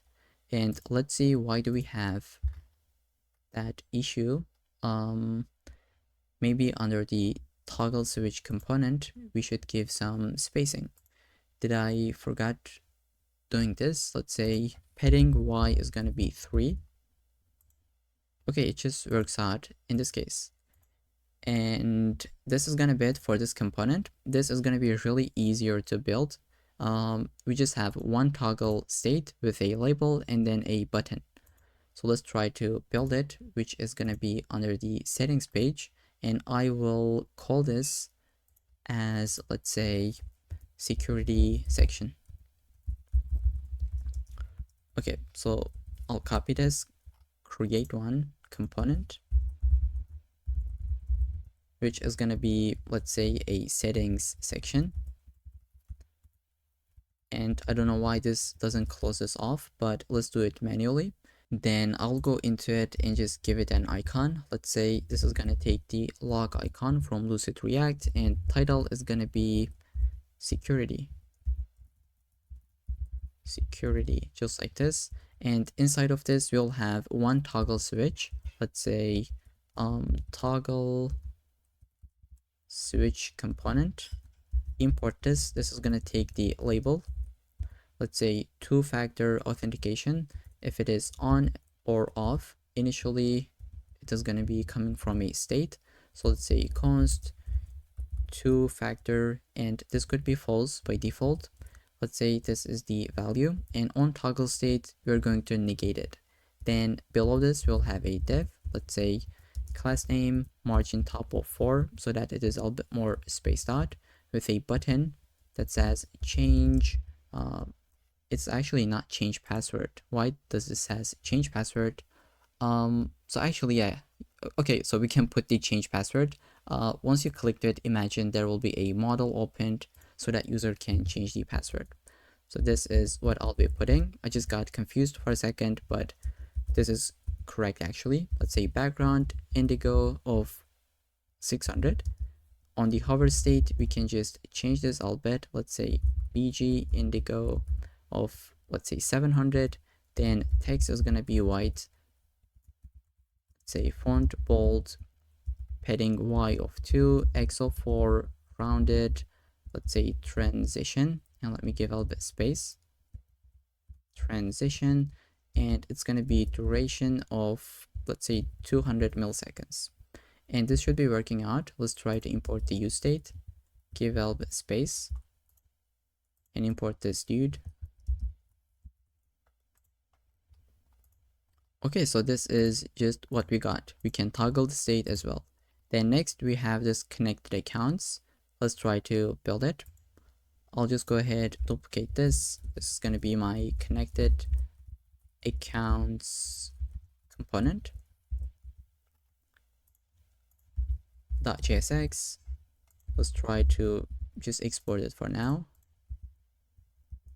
Oops, let's say import. There we go. We should be able to just visit that component, which is going to be wrapped with a settings section. Let's say settings section. And again, this didn't close that off. Let's say, okay, settings section. Now in this component, we'll be using some images for the logos for Google, Facebook, and X. What I'll be doing is just grab it from the GitHub repo. You can find it under the public folder. So I'll just drag and drop them for a second. Okay, so I just drag and drop these. This is in SVG for the Facebook and Google icon, as well as the X PNG. These are the things that you should grab from the GitHub repo and then we can really build this component. And you can also grab one state, which is going to be this one, where we say connected accounts. It's an array with the connected field with the name, ID, and the icon. All of them are coming from the public folder. Okay, so under the settings section, first we should give some icon. So let's say icon is going to be help circle coming from Lucid React, and for the title, let's say we would like to say connected accounts. Okay, inside we will just map through the connected accounts, and for each of them we will first render a div with the key being equal to account.id, then class name of flex, items of centered, let's say justify between, then let's say padding y of 3. Into it we'll say give me a div with the class name of flex and gap of 1. This is going to be the gap between the image as well as the name of the account. So let's say span, and below the span we will duplicate this with a class name text gray 200, or let's say 300. I'll just say account dot name, and we'll go into the above span. This is going to take the image, and I'm not sure why do we wrap this with a span, so let's just delete it. This is just going to be an image. For the source, I'll say account dot icon. For the alt, we could say account or maybe social image, right? Then class name of size 6, object cover rounded full so that it's a circle, and margin right of 2. Let's save just to test this out. So we are not using this state, the setter function, that's why it is complaining, but let's see the output. Okay, this is what we got, and on the right hand side we would like to put these buttons where we can toggle the state, and at the very bottom we will add this button that says add an account. Let's go ahead and build it. Below the span, below this div, we'll just create one more button. Let's say class name, and this is going to be a little bit dynamic. Maybe I can really copy it and paste it. Let's say class name. Okay, so if account is connected, we will see these colors, but else we'll just see gray dot color, and we can just say account is connected. We're gonna see the connected text, or else it's gonna say connect. Let's save and just see this output. So this is what we have. Now once we clicked it, we would like to just update the state, and we can, let's say, have an onClick function. This is going to be an anonymous function. We can just handle it inline. I will say set connected accounts, and we just only want to update the current one that we have. So I'll just go inside and just get this autocomplete actually, and let's see if this is going to work out. If I click to this one, it toggles the state. For each of them, it is working. And let's see the logic behind this. So when you click to the, let's say, this first button, which is for Google, it is going to run it in that button, and it is going to map through the connected accounts. And once it finds the Google button, it is going to update the connected field to be just negated, right? If it is true, then it's going to be false, and vice versa. And it's going to return the other buttons as it is. If you ever feel this looks complicated, it is just some JavaScript logic and not really anything complicated, I would say. This just becomes clearer as you write more React code and even JavaScript. Okay, so I hope this makes sense. Let's go under this button. Under this div, we'll just have one more button. I think we can just go here, and this is gonna say add account with the plus icon. Let's save, and this is the output that we just have. Now the very last thing is going to be this danger zone component, which is something really easy to build. So let's try to build it. I'll just close all these. Below this connected accounts, we will say danger zone.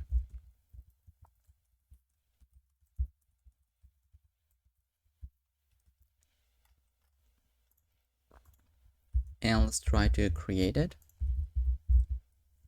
Okay, so this is gonna be, let's see, under the settings. Okay, so I'll just go here and maybe make this to be a motion dev.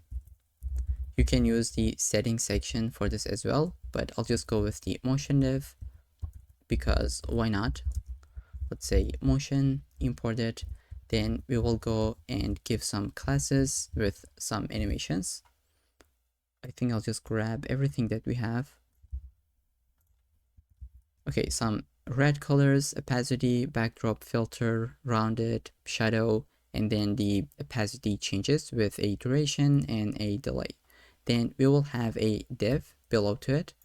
Let's just actually just get this about 5 lines of code with a trash icon. This is gonna say danger zone, permanently delete your account and all of your content. Let me just make this like this so that it is visible, and then button says delete your account. Hopefully this is going to be the very last component that we just built, and now we can test this out. Everything should be responsive at this point. So up until here, and once you shrink the sidebar, it looks really nice on mobile devices, right? Let's visit all the other pages. This is how that looks. We have some warnings, but it is not really important. Basically, it says this y-axis and x-axis is going to be removed in the next releases. But in this case, since we're using the current release, it shouldn't be an issue. So everything is responsive. Here we can see, we can go to the products page, and like this overflows. Maybe you could make the size to be a bit small, or maybe say this is going to be in the column direction. And here you can see the content is overflowed, but we can get this scroll bar so that it doesn't break our web app, right? Okay, we have our charts, and let's take a look at the users. It is responsive. Let's take a look at the sales, orders, as well as the, let's say, analytics. There we go, everything seems to be working. And finally, we built the settings page. So this is gonna be it for this web app. Now we can go ahead and deploy this. What I'll be doing is maybe close everything, zoom out a little bit, and just initialize this as a Git repo.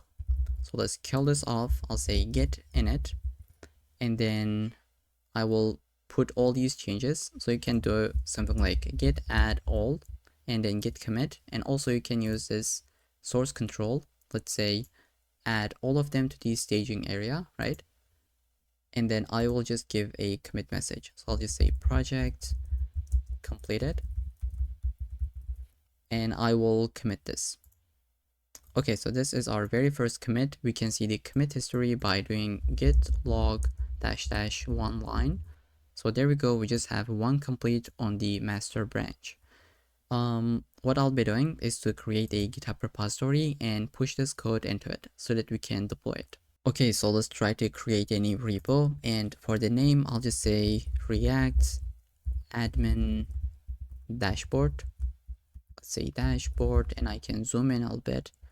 Okay, so I'll make this private. Once I deploy this video, once it is live, it is going to be public, but for now, I'll just keep it private. You can go with the public selection if you really want to. Then let's say create this repo, which is going to give us some commands. Since we already have an existing repo, we can really copy this and paste it into our terminal. Okay, so it didn't copy it for some reason. Let me just grab this and put it, and just press enter. So in your case, you might see something like main, but in my case, it is master. It is not really important. Just grab it, paste it, and now if we refresh, we should be able to see the code live on the GitHub. And the commit was just 2 minutes ago. Now I will visit Vercel and just try to deploy this application. So under the Vercel, just say create a new project, then select the one that we have. I will say import this, and it already recognized that this is a feed application. We don't really need to put any environment variables because we don't really have. So let's just say deploy, which should be live in a second. Once this is done, I'll just be right back. So here we just got the congratulations message from Vercel. Let's say continue to dashboard, and we should be able to get a URL. So let's just click to it, and our application is live on the internet, right? It just works out as expected. Let's see, we have the overview page. Let's just take a look at everything. For the products, we can filter things out. Let's just say smartwatch, and we have the users, we have sales, orders, analytics, and everything just works as expected. And it is completely responsive, so we can really flex this on our resume. And with this, I think it's gonna be it for this tutorial. If you really want to support this work, make sure to subscribe to the channel to see more content like this. And with that, I'll see you in the next section. I mean, in the next video.